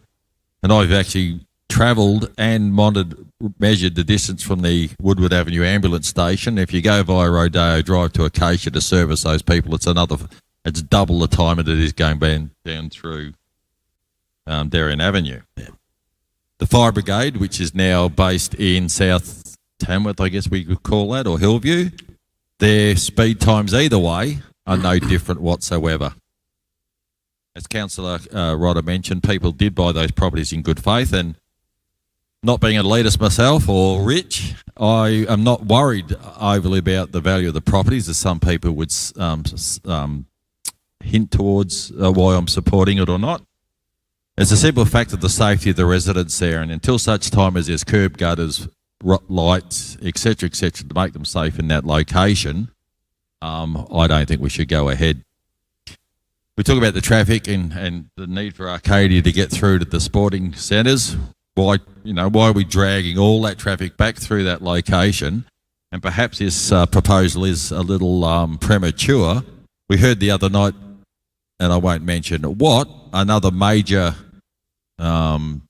DA to put a substantive business on the southern or the eastern side of Gunnagoonu Road, and their main and probably only access would be coming through Rodeo Drive, further enhancing the traffic initially from Arcadia East straight down Rodeo Drive, and of course once the bridges are built, same for Arcadia West, it will put the majority of that traffic close to another development which most people would use on a regular basis, and I think would even triple the traffic that we're even proposing at this stage.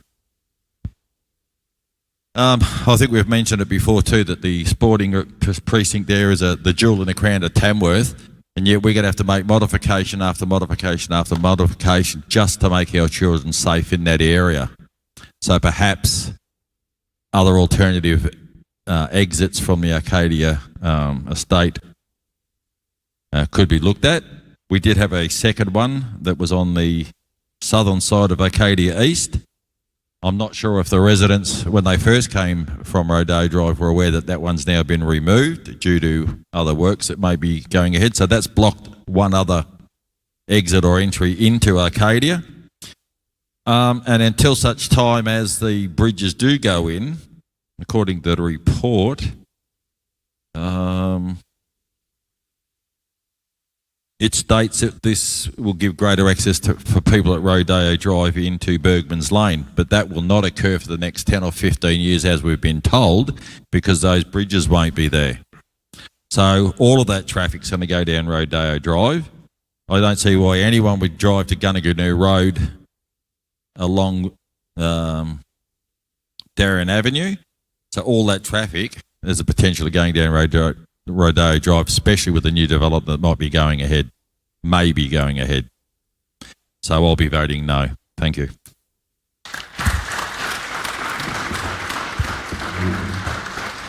Well said. Councillors, that means that all councillors have spoken, unless Councillor Berkey would like to close the debate. I would, thank you, Mr Mayor, and I'd like to draw everyone's attention to item D, called community consultation in the business papers that you've all had access to, which says, and I read, the amendments to the Tamworth Regional Council Control Plan 2010, which relate directly to the road connection from Arcadia Estate to Rodeo Drive, were placed on public exhibition firstly from 28th of November 2016 to 31 January 2017. And secondly, from March 14, 2022 to April 14, 2022. The road connection from Arcadia Estate to Rodeo Drive was adopted in 2017. Mr Mayor, in closing, I just want to say the inevitable is something I think that is really important we make a lot better. And that's what tonight's efforts are about. Thank you. Thanks, Councillor Burke. That bringing the debate to a close, I'll put the recommendation that division. Yes, we can have a division. I'll put that recommendation to a vote. All those in favour say aye and put their hand up. Aye. Those against? Carried 7-2. 8-7-2. And it's Councillor Rodder and Councillor Mears against, all others in favour.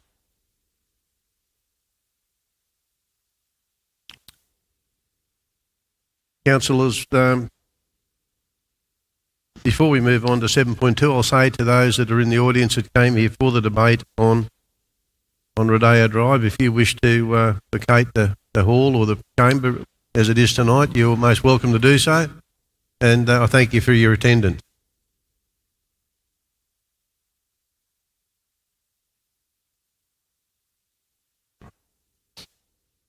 Yeah, well said. Well said. That's gone okay so far. Wasn't there many here tonight?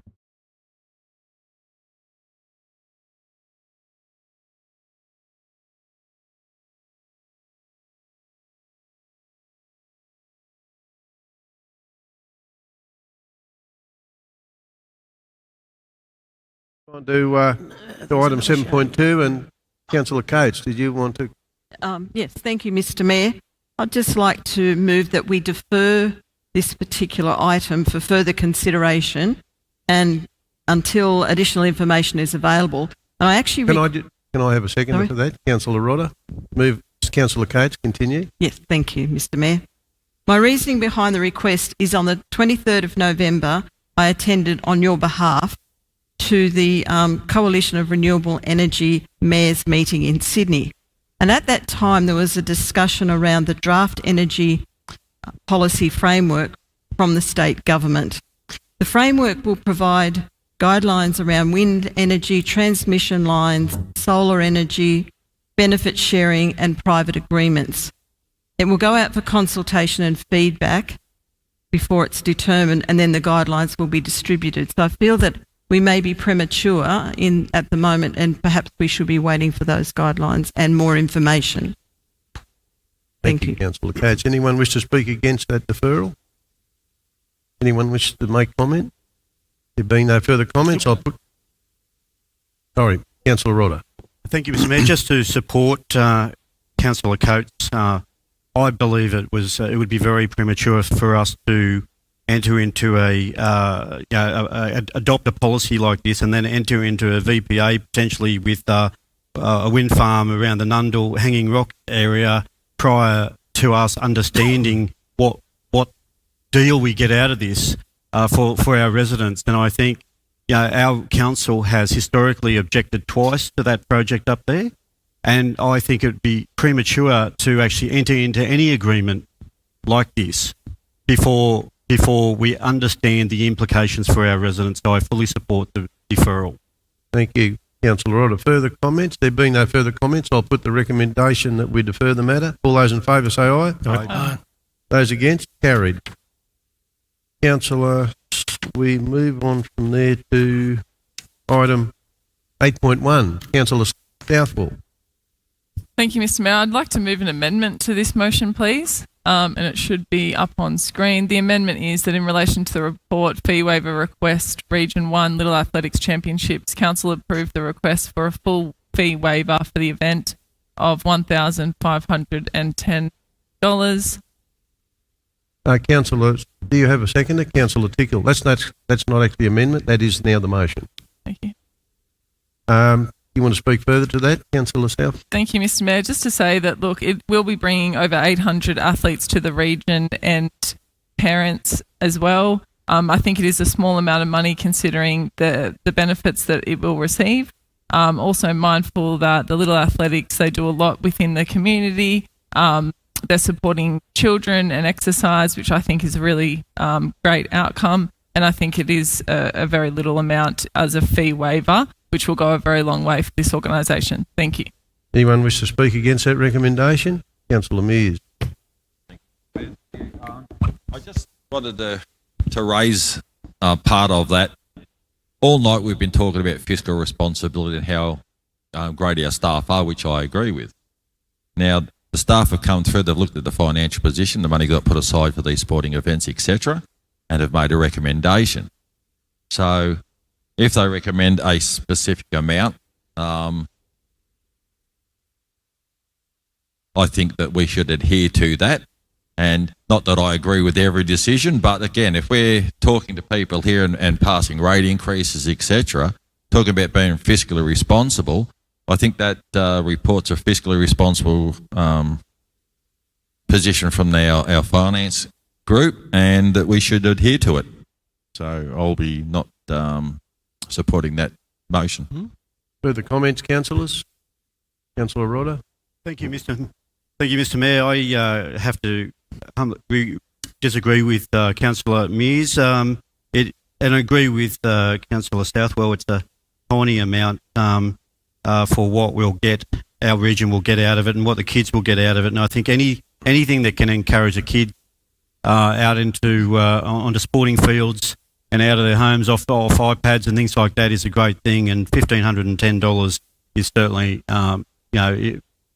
if we oppose that, we're meaner than second skimming. So I think that I'd be happy to support it as Councillor Southwell moved. Thank you. Further comments, councillors? Councillor Bett. Yeah, thanks, Mr. Mayor. Just briefly, totally support the motion and agree with Councillor Rodder that the amount that we're looking at is only a fairly small amount, but the impact to that group is absolutely significant. And if the SRV doesn't go up, they're the sorts of things that are going to have to be knocked back in the future, and they're going to have some huge impacts right across the donations area, and that then has an enormous impact across the broader community. So support the recommendation. Further comments, councillors? There being no further. Councillor Burke. Thank you, Mr. Mayor. Mr. Mayor, this is what council is about. Council is about being a vehicle to help voluntary organisations make these events happen and make them happen in our jewel in the crown, the precinct in Tamworth that we've just been talking about. And I think it's vital that they get the support that they want. It's not often that we're a little bit under in terms of what we think we should do in terms of supporting them. I think $1,500 is still very modest in the overall ask. And again, we had people here in the public consultation part of our meeting requesting full support. And I think again it's showing through Councillor Southwell's amendment that we do listen to our constituents, and that we believe that in all of these areas we try and work out as councillors the best outcome that we can possibly deliver to them. Thank you. Councillors, further comments? There are no further comments. I'll put the recommendation. All those in favour say aye. Aye. Those against? Carried.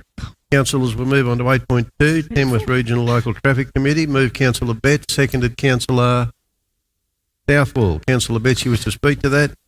Yes, just very briefly, and I just note that there is 3 items on there with pedestrian refuge.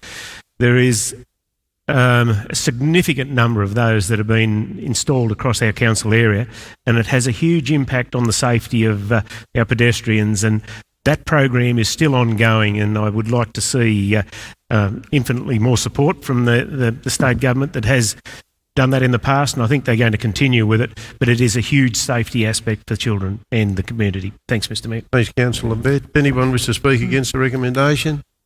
Anyone wish to make comment? There are no further. Councillor Southwell. Thank you, Mr Mayor. I know I just scraped in there. I would also just like to concur with Councillor Betts on this one. I think any pedestrian safety improvements are very, very important. I have actually had comments from people within the community. My own dad actually said, why are we spending money on all of these things at the moment? I can see them all around East Tamworth. What's going on there? And I said, Dad, they're actually, we've received quite a bit of state government funding for that one. So, yeah, thanks, Dad, if you're watching. But look, it is really important, I think, that we improve the safety of our streets, particularly as children walking to and from school. So well done to the Traffic Committee, and good job. Thank you. Thank you. No further comments. Councillor Mears. Just very quickly, Mr Mayor, I'd like to support those decisions or the comments made by Councillor Southwell and Councillor Betts. Before I came on council, I used to look at them and go, oh, here we go again, what this rubbish getting in the way.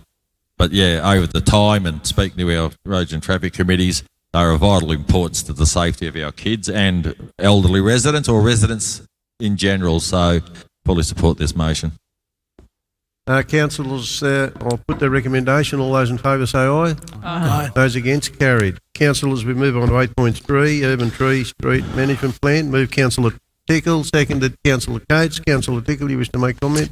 Thank you, Mr Mayor. Just to acknowledge the ongoing input of our Urban Street Tree Advisory Committee, and also the community, many community members that have helped with tree plantings, but also with the maintenance, as I was saying earlier, in relation to the town hall and other buildings, we have to maintain, and it's the same with trees. So we have to keep that aspect of our program going. We're also the proud recipients of an award at the recent Keep Australia Beautiful conference held in, well, it wasn't a conference actually, it was an activity held in Scone. So we were very proud of that achievement. And as I said, and I thank all the community for their contributions towards that. And we have ongoing programs planned. One of the big ones coming up, and we've discussed it before, is the CBD tree planting. So we're all very much looking forward to that. Councillors, anyone wish to speak against that recommendation? Any further comments on that recommendation? Or Councillor Cates. Thank you, Mr Mayor. I'd also like to congratulate the advisory group's nomination and ultimate win in that climate change mitigation and adaptation category. But further to that, I'd also like to acknowledge Councillor Tickle for her ongoing dedication to greening and cooling the Tamworth region. She's been tireless in her enthusiasm, dedication and support of this for many years, and the Tamworth region is a beautiful landscape as a result of that. So congratulations on two. Further comments, councillors? Councillor South. Thanks, Mr Mayor. I'd also like to agree that in terms of the comments made by Councillor Coates, the Urban Tree Management Plan, the advisory group, they're just doing an amazing job, led by Councillor Tickle. It goes on, and we could go on and on all night, really, with what what you are achieving and that group and the staff are achieving in that area. And well done on your recent award. I would like to just make a slight comment around some feedback for improvement, which is around some of the stock that is getting, unfortunately, dying in some of the tree stock. And just being mindful of our, we're trying to be fiscally responsible and that sort of thing. I know that it has been on the agenda for some time to do a video around tree maintenance and watering, etc. And I think that would go a really long way in educating members of our community and our volunteers to make sure that we're not losing as much stock that we are. So I'd like to ask the General Manager if he could, make sure that that video does actually happen. It has been on the agenda for a number of months. Thank you. Thank you. Further comments, councillors? There being no further comments, I'll put the recommendation. All in favour, say aye. Aye. Those against, carried. Councillors, we're moving on to 8.4, and before I call for a mover and a seconder, I'd ask Mr Logan if he would make some comments on some issues that we're facing there. Mr Mayor. I just want to make Council aware that in relation to this report, the property owner immediately adjacent to where we're proposing to acquire or create those easements and locate a pad-mounted transformer there has objected to the proposed works and has had discussion with council staff about that issue. The view of the staff that despite those objections, we should proceed. But I wanted council to be aware that the property owner has objected and he may well contact council and raise that issue with you personally. Thank you, Mr Logan. Councillors, with all that in mind, I'd ask if I could get someone to move that recommendation. Councillor Betts, second to Councillor Mears. Councillor Betts, you want to make comment? No, Mr Mayor. Anyone wish to speak against the recommendation? Any further comments on the recommendation? I'll put the recommendation. All those in favour say aye. Aye. Those against, carried. We'll move on to item 8.5. Could I have a mover and a seconder, please? Councillor Betts, second to Councillor Burke. You wish to speak to that, Councillor Betts? Yes, Mr Mayor. To me, this is a unique opportunity that we should not miss out on to be able to take up that ownership of that pipeline for a number of reasons. One is that pipeline, the current pipeline that Dungown pipeline that's there is a very ageing piece of infrastructure and it will need to be replaced in a very short space of time if that hadn't have been constructed. It's $53 million that it would have cost the council, and then as inflation goes and prices rise, it would be significantly more by the time we got around it. It actually got fast-tracked because of the drought, and it's allowed the community to have an assured water supply from the Chaffey Dam down to Dungown and then into that pipeline into Tamworth.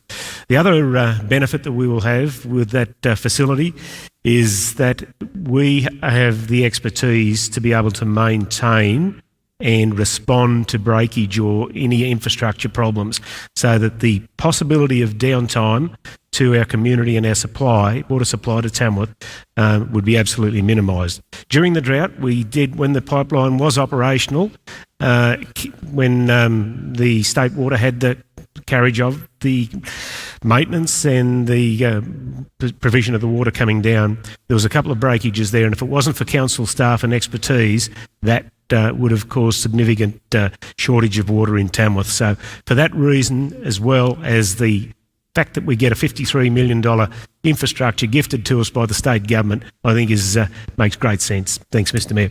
Anyone wish to speak against that recommendation? Anyone else wants to make comment on that recommendation? Councillor Burke. Thank you, Mr Mayor. And Mr Mayor, this can't help but feed into our special rate variation with regards to, yes, we get another asset that's worth $53 million, but on the depreciable life, and it's in our business paper, we have a cost of depreciation of that needs to be acknowledged, but also we can't go without commenting about the existing Dungown pipeline that hasn't been renewed as a result of the new dam not going in, and that depreciation was at a much lower level, but as a result of that pipeline not being renewed all the way back to the new Dungown Dam site, we've got further increasing depreciation and maintenance costs for that. Second thing I just wanted to acknowledge is that the pathway of the new pipeline, we actually included those residents when it went through their properties, and it wasn't part of the initial plan to give them water easements to that pipeline. I think that that's a significant acknowledgement again by council of residents that are affected, but giving them the benefit, but also to infuse the old pipeline with an inner core to keep the old pipeline line that doesn't exist anymore, keep those residents with water. So I think that we've had some wonderful outcomes in the way that this particular pipeline has been executed and developed, and to have it commissioned and in place, and we will apply and go through the process of council ownership, I think is a great outcome. Thanks, Councillor Burke. Further comments, councillors? There being no further comments, I'll put the recommendation. All those in favour say aye. Aye. Those against? Carried. Councillors, we'll move on to item 8.6. Do I have a mover and a seconder, please? Councillor Mears, seconded Councillor Sutherland. You want to speak to that, Councillor Mears? Yeah, look, I'm very pleased to see in some respects some of our costs are dropping to the consumer, and just wanted to say thank you for all the work that Director Logan and his team have done in putting this together, and I'm sure there'll be many people pleased with the outcome. Anyone wish to speak against that recommendation? Any further comments on that recommendation? There being no further comments, I'll put the recommendation. All those in favour say aye. Aye. Those against? Carried. From there we move on to item 8.7, Northern Inland Academy of Sport. Could I have a mover and a seconder? Move Councillor Southwell, seconded Councillor Sutherland. Councillor Southwell, do you wish to speak to that? No, thank you. Anyone wish to speak against that recommendation? Any other comments on that recommendation? I'll put the recommendation. All those in favour say aye. Oh, sorry, Councillor Kate. That's okay. Thank you, Mr. Mayor. I think I agree, I support the recommendation based on the economic benefits to the region. I would just like to mention that in that whole group of sports, the one gap that's actually lacking for Tamworth that has a really high quality playing surface is soccer or football. And I think that it's probably something that as a council we could consider going forward, and that would give us a full suite of really, really high quality sporting facilities in Tamworth. Thank you. Thanks, Councillor Kate. Any further comments? There being no further comments, I'll put the recommendation. All those in favour say aye. Aye. Aye. Those against? Carried. Councillors, we'll move on to governance and finance, and we'll move to item 9.1. Schedule of council meetings for 2024. Could I have a mover and a seconder? Councillor Tickle, seconder Councillor Southwell. Do you want to speak to that, Councillor Tickle? Anyone wish to speak against or question that schedule? Anyone want to make comment? There are no comments. I'll put that recommendation. All those in favour say aye. Aye. Those against? Carried. Councillors, we'll move on to item 9.2, place management. Could I have a mover and a seconder? Moved Councillor Tickle, seconded Councillor Cates. Wish to speak to that? I would like to acknowledge all the input of the many people that are involved with these committees. It's a great conduit to council, and many of the recommendations from their meeting, or most of them actually, have been carried out, and I think that we have a great procedure in place there to keep up our liaison with those smaller communities, and again I thank all those involved. Thanks, Councillor Tickle. Anyone wish to speak against that recommendation? Further comments? Councillor Coates. Thank you, Mr. Mayor. I also would like to applaud the work done by the volunteers through these S355 committees. And just to add, just in the last couple of months, I went up to Walbrook to their AGM on the very, very, very northeastern side of our LGA, and I also attended the opening of the new Dungowan cupboard over barbecue area. And it's really great reading through those reports. It was really good to see the strong committee membership that's with a lot of those committees, and it's actually growing. And they had great numbers at their AGMs as well. So thank you. Thanks, Councillor Coates. Anyone wish to make further comments? There being no further comments, I'll put the recommendation. All those in favour say aye. Aye. Those against, carried. 9.3, Councillor Coates, seconded Councillor Sutherland. Councillor Coates, you wish Thank to you, speak Mr to Mayor. that? Just to remind people that the Audit Risk and Improvement Committee is an independent advisory committee that provides assurance and assistance around risk management, control, external accountability and governance to ensure the integrity of the financial reporting and effective service delivery in our council. And that is the back of why we have been looking at needing to do an SRV.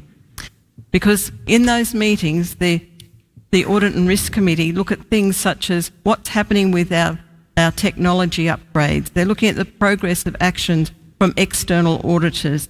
They're looking at what's happening in terms of our internal audited systems of things like grant funding, what's happening with our enterprise risk management framework, the internal audit of payroll. All those things are what's looked at in an Audit and Risk Committee meeting. And I think as councillors, we should take comfort knowing that that committee looks regularly and scrutinises what's going on in our organisation.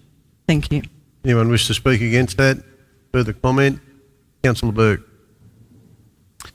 Thank you, Mr Mayor. Mr Mayor, it was great in a workshop recently to have the members of that independent Audit and Risk Committee, Improvement Committee, come and speak to us as councillors and explain what it is that they look at doing, but also what they look at doing in many, many other councils that they preside over as well. It is an independent body, and our representative member, Councillor Coates, I'd love to thank you very much for your dedication to that committee, because it's a very time-consuming one. But importantly, you don't have a vote at that committee. So it's, I think, adds to the integrity of the way in which we operate and our financial operations. And I'm very pleased to hear you say it does tie in more with regards to the decision that we've made tonight with the SRV. And it helps people, and it helps us as councillors understand the necessity that we get this financial planning and management and our risk strategies right. Further comments, councillors? There being no further comments, I'll put the recommendation. All those in favour say aye. Aye. Aye. Those against, carried. Move on to 9.4. Councillor Betts, seconded Councillor Tickle, sorry. Councillor Betts, you wish to speak to that? No, Mr Mayor. Anyone wish to speak against that recommendation? Any further comments on that recommendation? I'll put the recommendation 9.4. All those in favour say aye. Aye. Those against, carried. We'll move to 9.5. Could I have a mover and a seconder, please? Move. Councillor Mears, seconded Councillor Sutherland. Councillor Mears, you wish to speak to that? No. Anyone wish to speak against that? 9.5. There being no speakers against. Any further comments? Councillor Coates. Yeah, thank you. Just very briefly, it was good to see that some of the money we've spent was actually on an upgrade to the Capitol Theatre, which will actually give us a revenue base instead of costing us money in the future. And it was also good to see that the Fiesta Appeal was fully funded by the state government. So we do have some wins in that place. Thank you. Further comments? No, there are no further comments. I'll put the recommendation. All those in favour say aye. Aye. Those against, carried. We'll move from there on to 9.6. Could I have a mover and a seconder? Move Councillor Betts, seconded Councillor Southwell. Wish to speak to that, Councillor No, Betts? Mr Mayor. Anyone wish to speak against that? Any further comment? There being no further comments, I'll put the recommendation. All those in favour say aye. Aye. Aye. Those against, carried. That's a big report. Massive. It's good. We then move to 9.7. Mover and a seconder. Move Councillor Sutherland, seconded Councillor Burke. Councillor Sutherland, do you wish to speak to that? Yes, please, Mr Mayor, just briefly. And just to make comment that with a lot of these reports, including this one, the complexity that exists within it is made easier to digest, I guess, as a councillor because of the staff that we have who pull them together.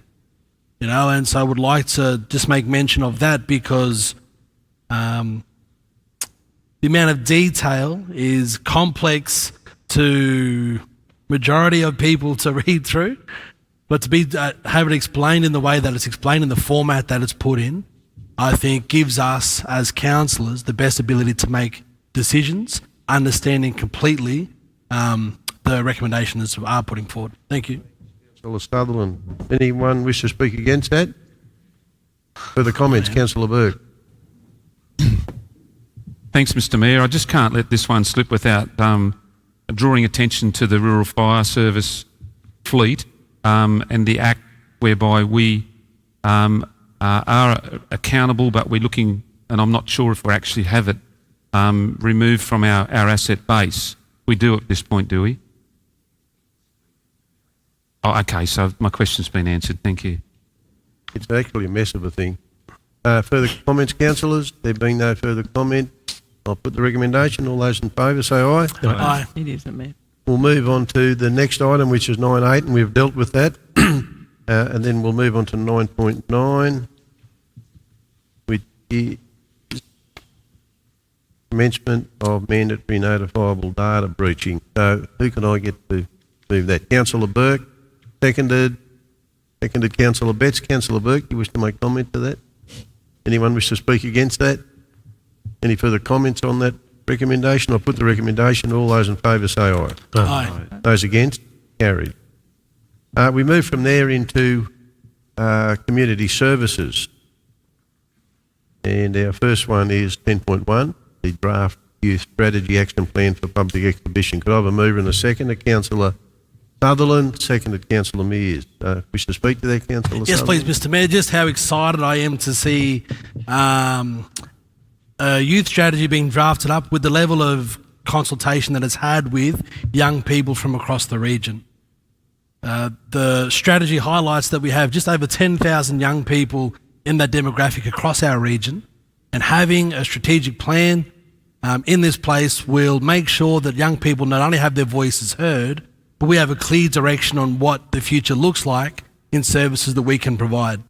Currently, we are losing young people to other regional and urban centres at a higher rate than what they're staying. And so making sure that we have a plan on how we can make sure young people have the option to be able to stay and live in Tamworth and develop and build careers in Tamworth is vital to growing sustainable and prosperous communities. Thank you. Thank you, Councillor Sutherland. Anyone wish to speak against that? Further comment? There being no further comments, I'll put the recommendation. Oh, sorry, Councillor South. That's right. Thank you, Mr. Mayor. Just reiterating the comments of Councillor Sutherland, just to say that I think this has been a long time in the making, this particular plan. It is fantastic that young people have been engaged and consulted to develop the plan. And I really liked within this report that it says here that we are trying to create a space where young people feel welcome, tolerant and accepting of within the community, and that young people are valued and respected, I guess, as well. I would also like to make mention within here that it does align with some of our key strategic documents, including Blueprint 100 and the Tamworth Tomorrow strategy, as well as the regional New South Wales Youth Action Plan. So well done to our Economic Development Officer for pulling this together, and I'm looking forward to seeing its implementation. Thanks, Councillor Southwell. Further comment? There are no further comments. I'll put the recommendation. All those in favour say aye. Aye. Those against? Move from there on to 10.2, Regional Arts Advisory Committee. Could I have a mover and a seconder? Move Councillor Burke, seconder Councillor Sutherland. Do you wish to speak to that, Councillor Burke? Anyone wish to speak against that? Anybody wants to make comment?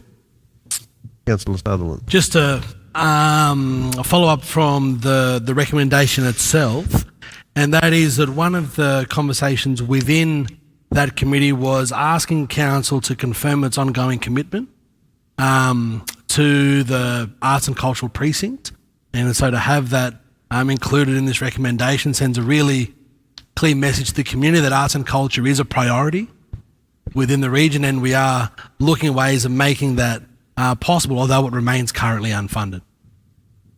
Thanks, Councillor Sutherland. Anyone wish to speak against? Further comment? I'll put the recommendation. All those in favour say aye. Aye. Those against? Carried. Move on to 10.3. Could I have a mover and a seconder? Councillor Cates, seconded Councillor Tickle. You wish to speak to that, Councillor Cates? Thank you, Mr. Mayor. Just very briefly, the Central Northern Region Library actually is made up of 6 councils, which Tamworth Council supports. But probably more important is that we've actually been selected as a New South Wales research project to explore the digital future of multicultural services and collections. And I think that that's really quite exciting, given that where we're going with our digital future and given that we've got a growing multicultural community as well. I just want to make a note, particularly for children, and that the use of the STEM kits, which we purchased recently, had massive numbers of loans out in the first 11 weeks, which is a great thing to see, given we're not wasting the money and they're actually being used. And I guess one more thing is to acknowledge this is one of the areas where the fees that come back to Tamworth Council have actually gone down by 10 cents, so that the contributions we make to the library have actually decreased. Thank you. Anyone wish to speak against that report? Further comment? There being no further comments, I'll put the recommendation. All those in favour say aye. Aye. We'll move to 10.4. Could I have a mover and a seconder? Move Councillor Sutherland, seconded Councillor Burke. You wish to speak to that? Yes, Mr. Mayor, just to thank, just to congratulate the new members of the Youth Council. You know, being able to access a space where we're able to provide them with some level of budget to be able to explore their ventures and to build and grow our region for young people is fantastic. So I just want to make mention of the new additions and the new members of our Regional Youth Council. Anyone wish to speak against that? Further comment? Councillor Southwell. Thank you, Mr. Mayor. Just reiterating the comments again by Councillor Sutherland. I think congratulations to all of these 14 young members of our community. I think you're coming into a very, very exciting space where you will have a youth strategy that you can drive forward and implement, which is very exciting. And it's great that we have this platform that we can consult with young people on important strategic documents and strategic projects and events and make sure that they're included in the decision making. Thank you. Further comments, councillors? Being no, Councillor Rodder. Thank you, Mr. Mayor. Just quickly, that just to, I guess, advise that those of us that did attend the local government conference would have heard that councils that actively encourage the youth in a youth council is actively encouraged throughout New South Wales, and they said there were significant benefits to communities that had a youth council, and I think at that recent conference they were in fact encouraging councils that didn't have a youth council to adopt one, and I think that it's good. The positive policies, I guess, that they suggest to our council is great. And it's good to hear from those young community members who will obviously one day be electors themselves and be making decisions themselves.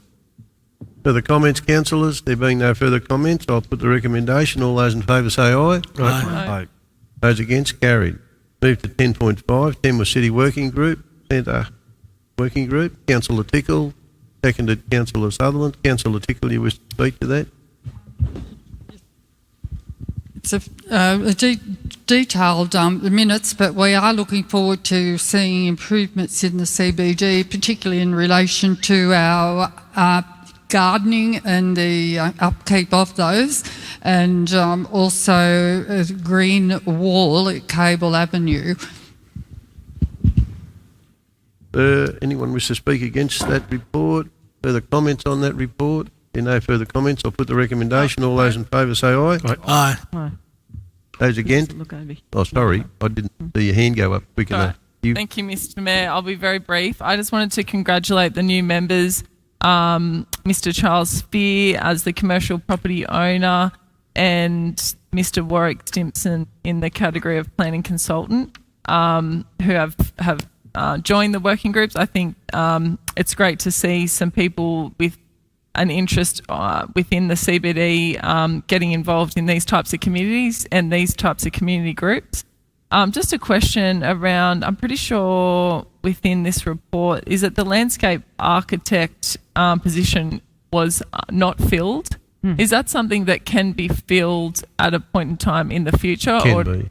It can be. So it doesn't have to wait for an expression of interest. It can, if someone has an interest. So just to add on to that, if anyone is out there or knows of people that have that qualification, we are looking for a landscape architect within this particular group, the Tamworth City Centre Working Group, and it would be great for you to apply and have an impact within this particular community committee. Thank you.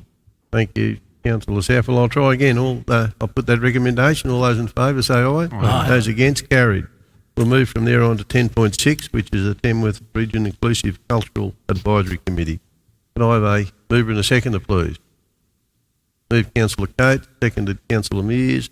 Wish to speak to that, Councillor Coate? Just very briefly, Mr Mayor, is to also welcome the new member, Mr Yessi Tapula, to the committee. And while we're growing the multicultural participation in this, we're just going to get a much broader view of what the community is looking for.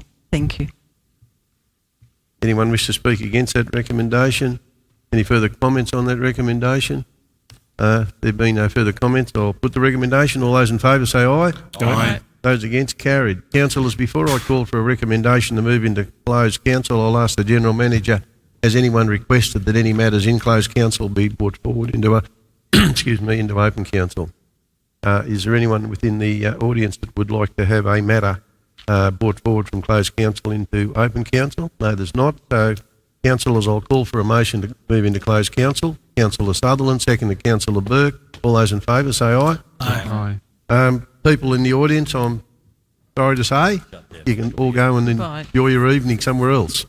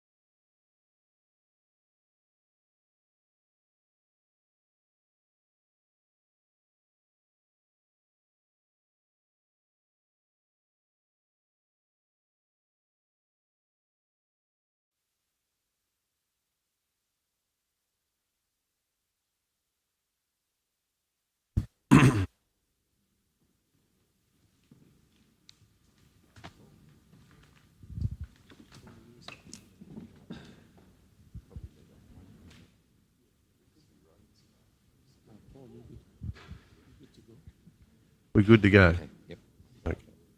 Okay. Councillors, I'll call on the General Manager to report on those items delivered in confidential.